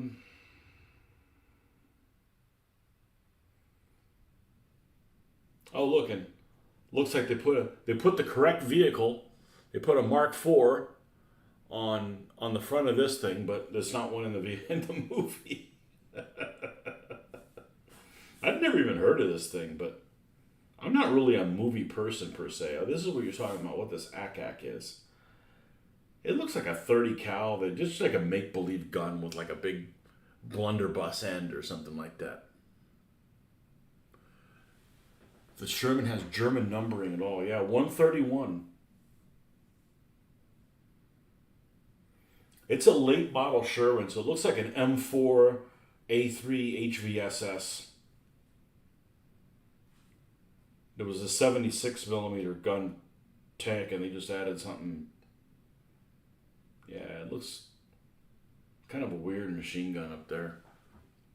I don't know if that's a doctored up 50 cal, but it looks like it's a fake gun because it's just totally straight. Yeah, I never even heard of that movie. I mean, I've heard Death Race, but I didn't think it had a friggin' tank in it.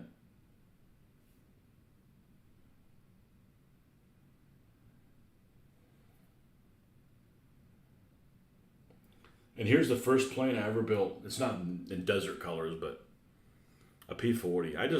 I love that tiger mouth.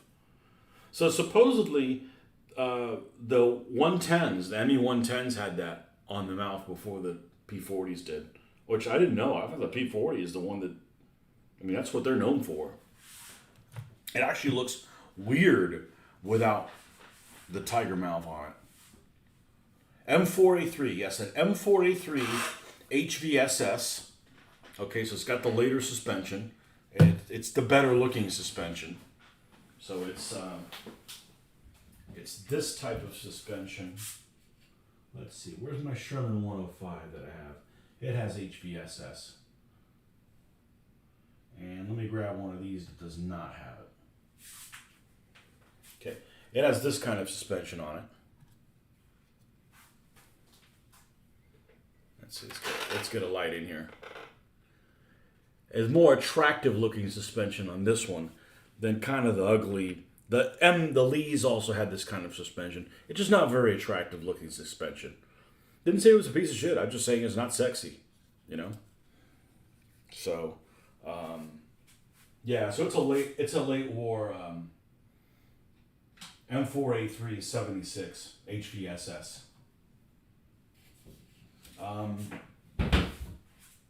Why didn't I just pull this out? Oh, because it doesn't have HVSS. It's this tank.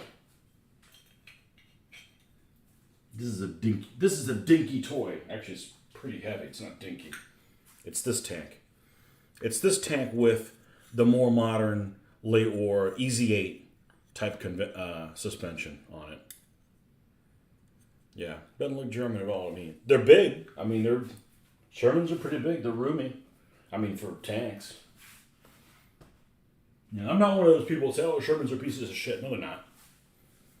In North Africa, that's the tank you'd want. There's no tank in North Africa that's better than a Sherman. You know. Reliable. Easy to work on. You know, they're not the sexiest tank, but they're not even close to being the ugliest one. P-40s were great on the World War II Air Combat Flight Simulator. Which one?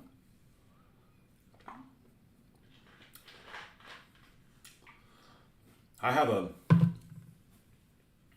game with the Oculus, and they made one for World War One, and they have one that's in the Pacific as well. And you get P-40s, you can fly the P-40 in there.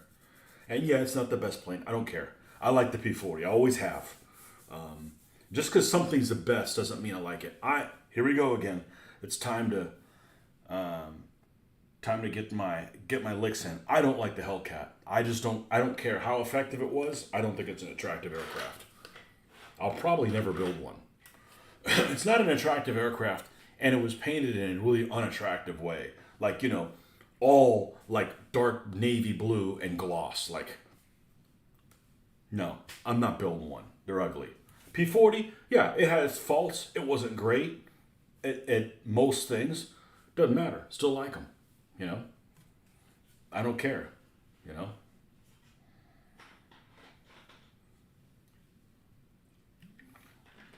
So, first Japanese vehicle, nearly done. Nearly done. We'll have to spray this little guy. Now the basing, I guess I didn't leave enough meat around here where these rocks are going to fit. So I'm just going to, let's see if I can scooch them over, because this stuff is still kind of workable. Now these guys are right, they needed to be right on the frickin' edge.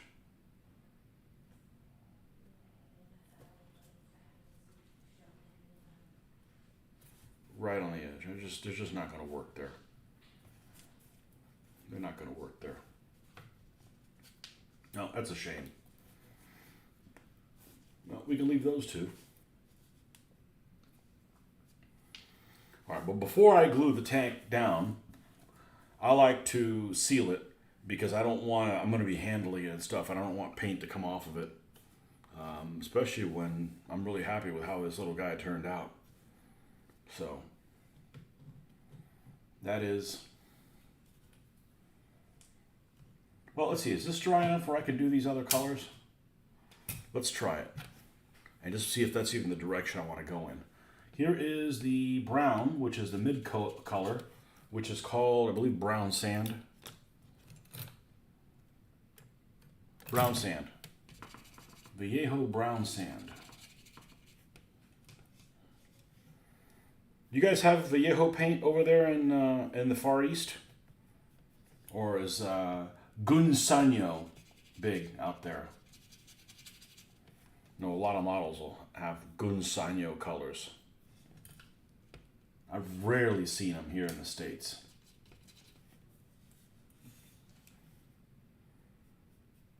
Or is it Gunza? This might still be a little too wet to do this.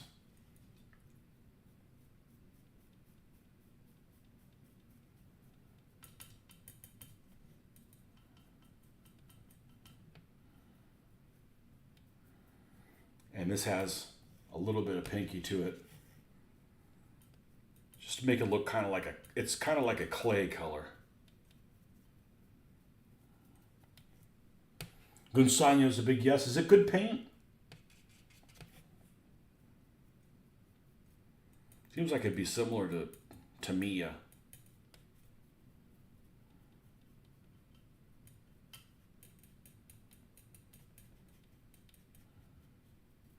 We used to call Tamiya Tamaya for so many years. I'm just finally getting out of that.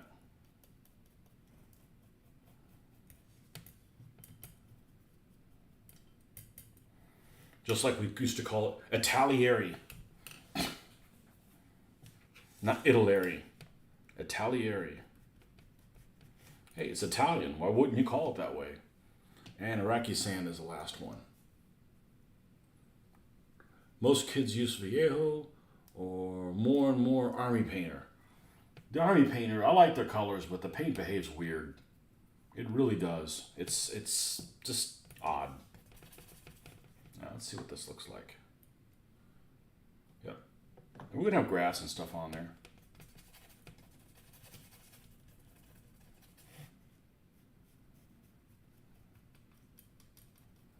I actually really like this base color. It may not look great right now, but I've used it for some modern Africa stuff, and it looks. I think it looks pretty good.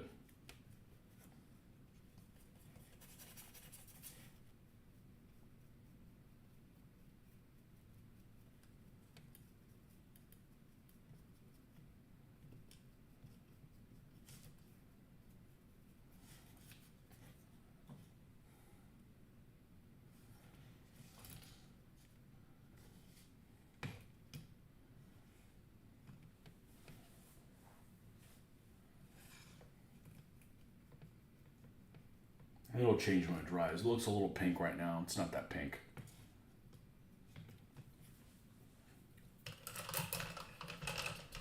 What am I working on? I'm working on the Hago. I was working on the Hago. She's about done.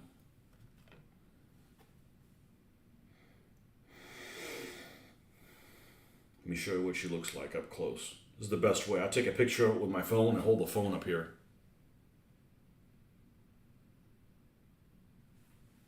It is a extremely rough model of it.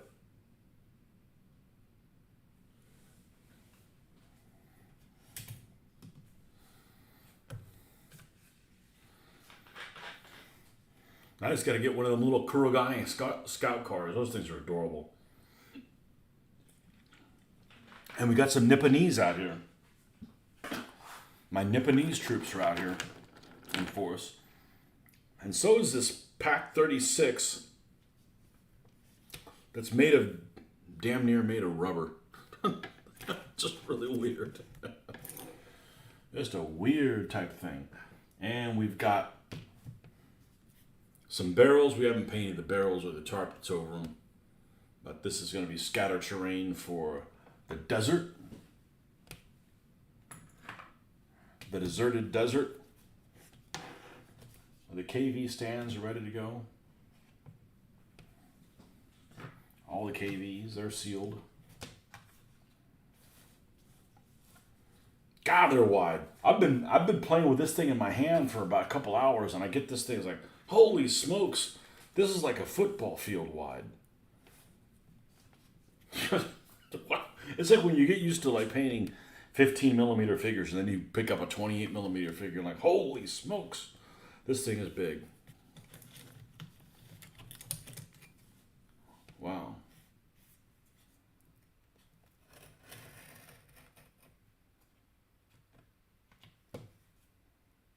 How wide is this thing? Oh, it's pretty wide.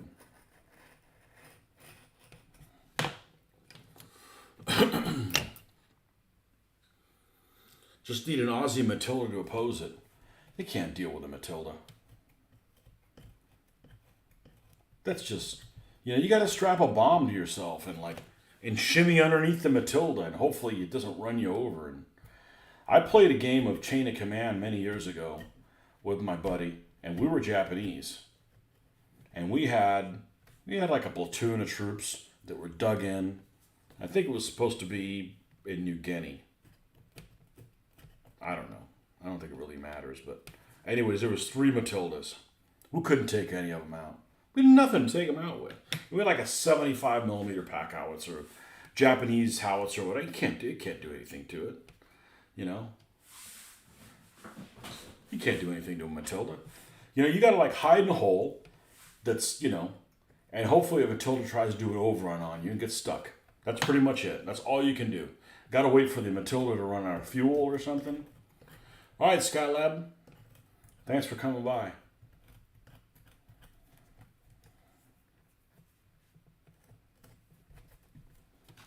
You just can't deal with that kind of stuff. They don't have the tools to deal with it. The best Japanese gun can't deal with a Matilda.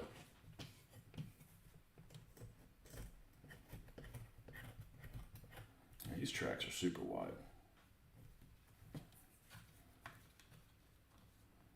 Okay.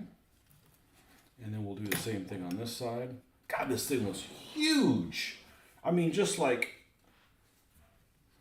massive.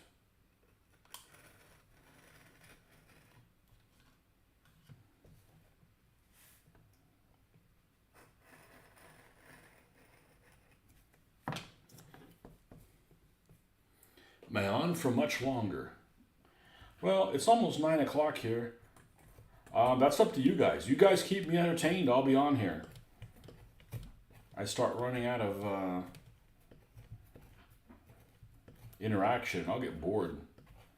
Honestly, I don't know how I've made it this long. I was literally falling asleep before I even got on. I had fallen asleep at work kind of a day. Okay, so this guy's done.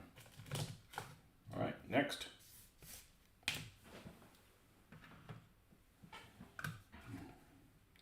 Another, this is even bigger.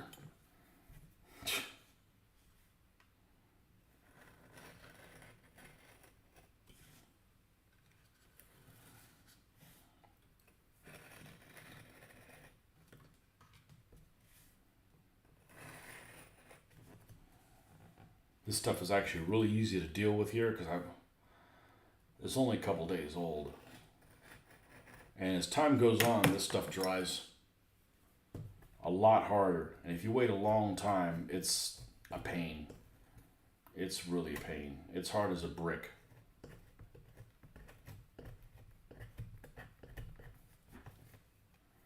This, of course, is the Vallejo Gray Pumice.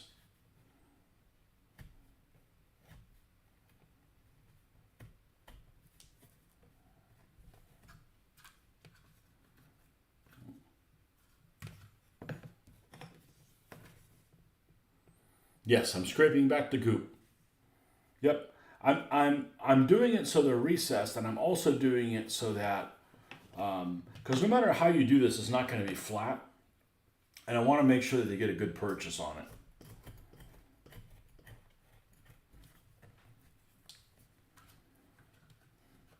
And if you're wondering why is this base white, well, this is sheet styrene I had to use because this is a lot. They're too long to fit on the shims that I use for all the basing, which I'm almost out of anyways. So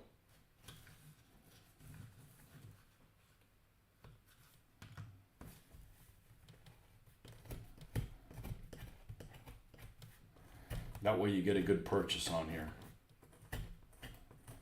And this is a lot better than, well, just go ahead and glue it on here and then goop around it, because there's some of these places that getting to this, the dirt underneath the hulls would be just a pain in the butt. So even though it seems like I'm undoing stuff I've done, I'm really happy with how this has worked out for me, doing it in this way.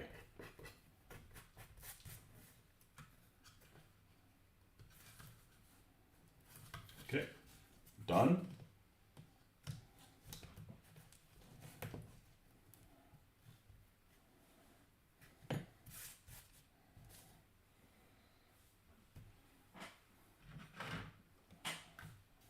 Even bigger.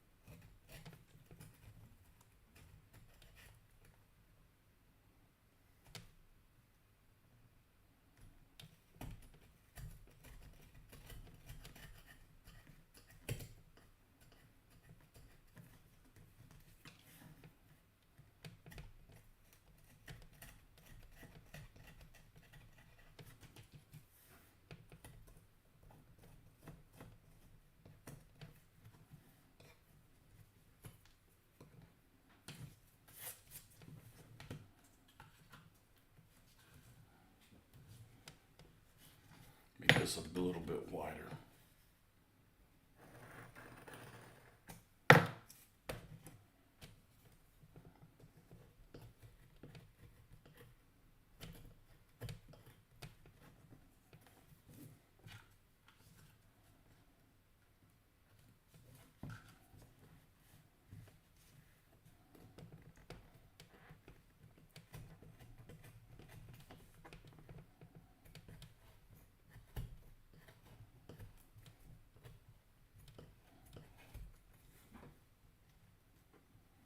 Checked out the YouTube video you recommended on Jesus Juice. Yeah, that's I was thinking it was a different video, but no, that's the guy. When I heard him, I'm like, yep, that's my friend from the Bronx. That's what he sounds like. But I liked his no frills kind of explanation on what it is. And there's no point. I can see maybe using airbrush thinner to thin your colors, but I see no point using airbrush cleaner to clean out your airbrush, because you're going through so much liquid. That's just like, pissing up a rope. So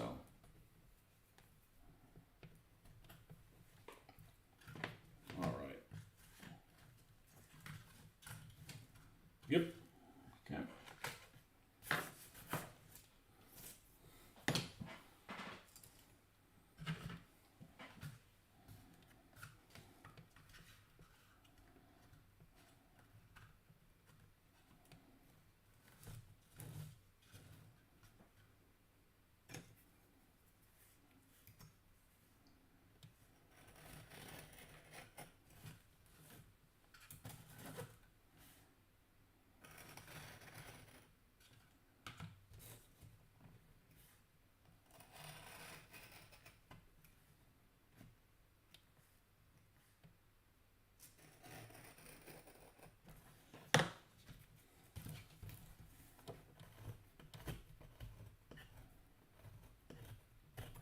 And there's probably other videos also that make other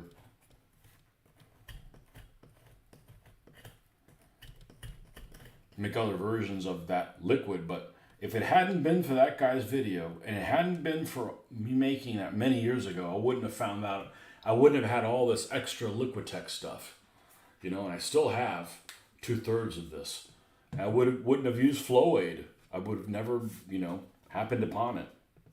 Wouldn't have used it to do my numbering, my lettering and stuff like that. And so, you know, it's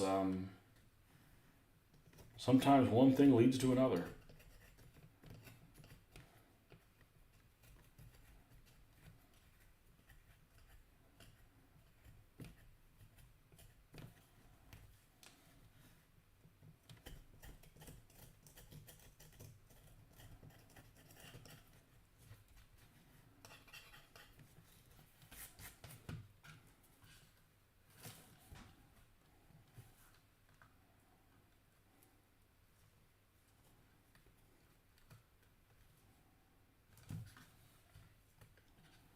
Yeah, I think that's about right. This one with the freaking rivets looks freaking great.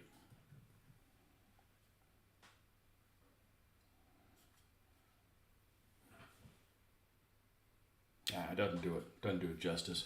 Have you based the A13 yet, or still needs to be done? Yep, it's next. As soon as I find the base. Here she is. Oh. So this has narrow ass tracks. Narrow ass tracks, yes. Narrow ass tracks. Now, I can already see one thing that's going to be a challenge for this guy. Because so much of the bottom part of the tank is visible through the suspension, I'm going to have to be really careful.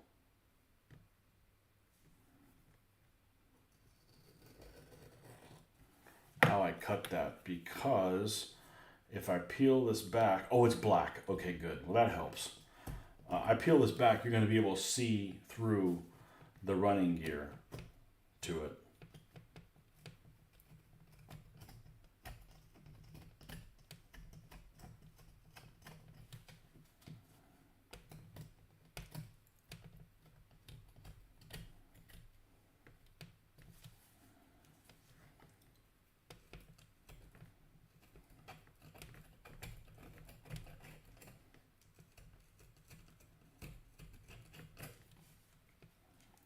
Now, it's not that narrow. Well, I don't know. It's pretty close. Wow. Spot on, sir. Okay.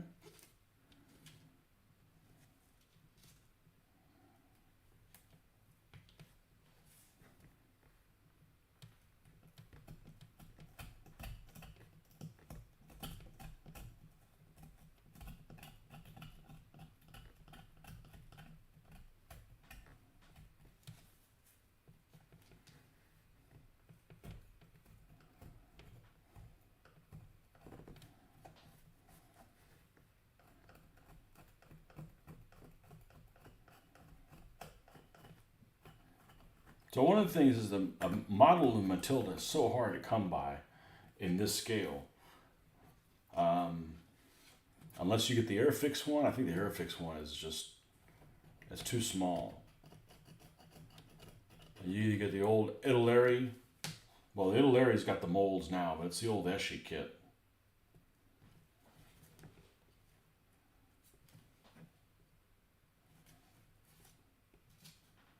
Oh, there it is in all of its glory.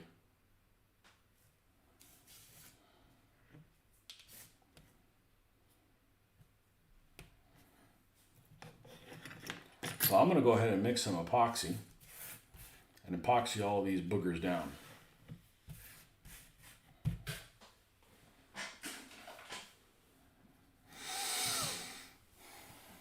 Okay, and then we're probably going to be done for the night.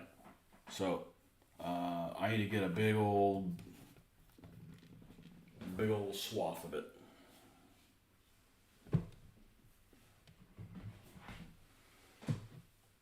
Back with food. That's a late dinner, man. Of course, it could be up all night with Nordic.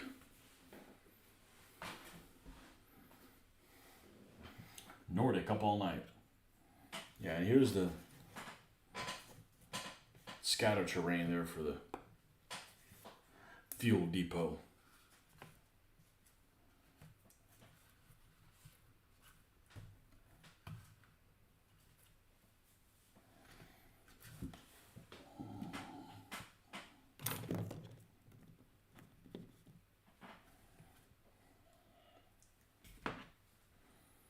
What's he eating? Crow. Crow.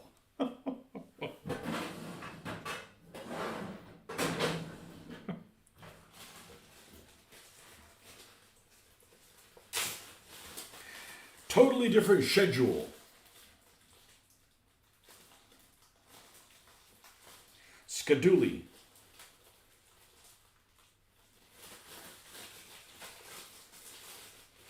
Here we go. Let's get this thing out of here.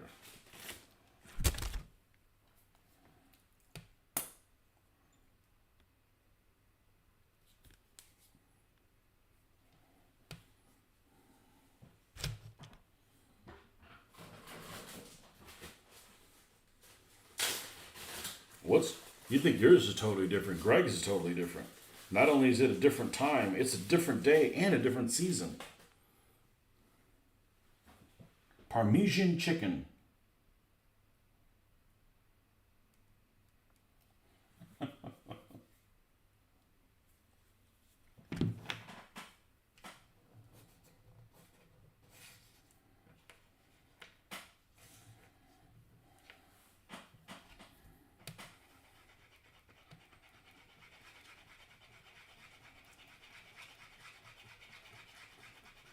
Now, let's get these guys out of the way. Let's get Mr. A13 down here. Let's take the turret off so we don't have a turret problem.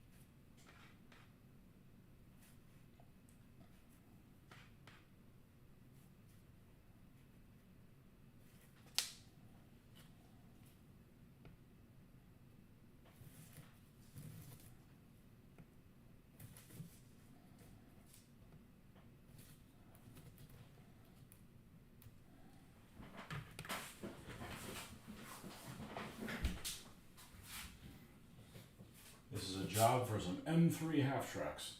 These things are pretty heavy. I'm going to sit it on top of there, just so we get a good purchase. I did start on the fuel dump. Here it is.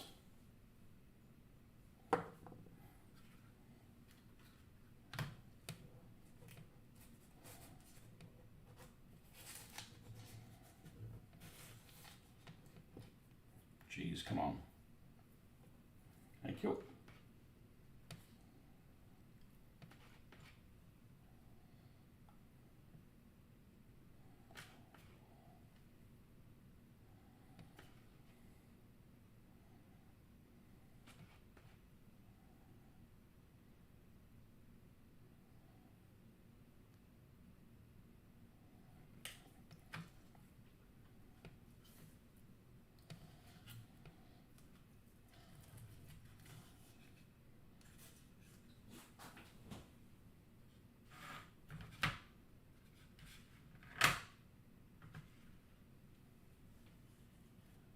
Fuckery. Well, there we have our first problem.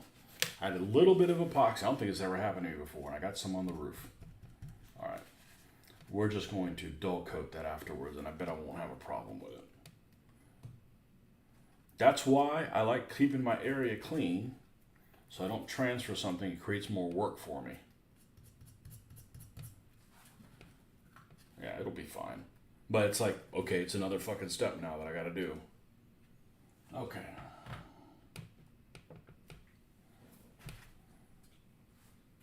Bloody bastard.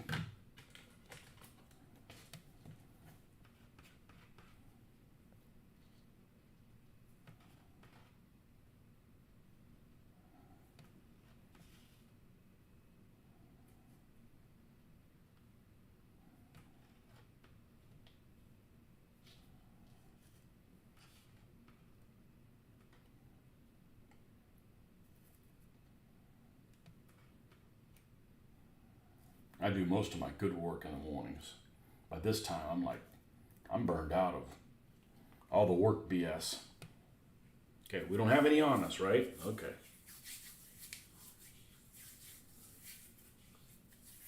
In this session, yeah, a little bit. There's nothing to it. I just did the same colors that, it's nothing exciting. It's not worth watching. I don't think it's worth watching. But it is better than whatever honeydew list you probably have to do today. So I shan't discourage you.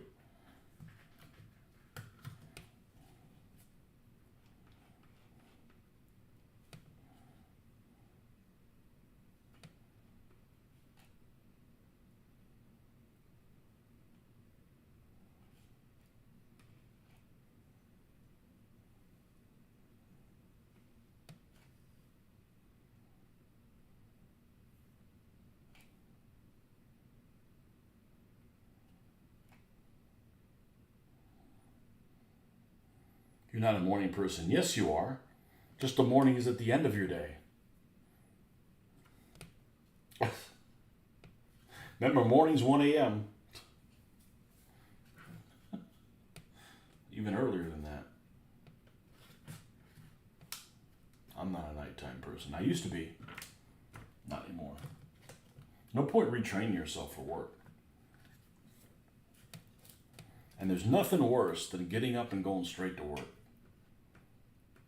Forget that. I get up and do whatever I want to do.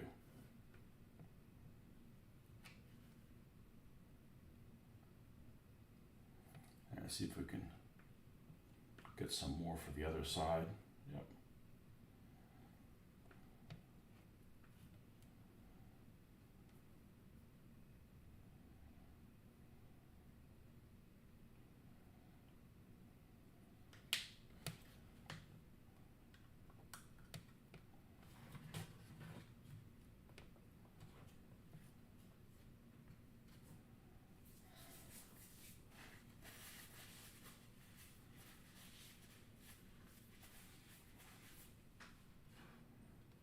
Russian? No, the fuel dump, it's not for the Russian scheme. No, it's for the Western Desert. It really could be for anything, but... Okay, so that's where we're at right now. We'll probably do the basing on a Hago next time.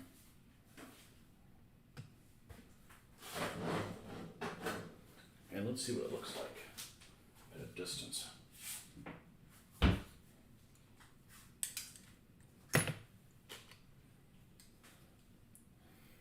Yeah, I think it looks pretty good. I'm pretty happy with it. Really pretty happy with it.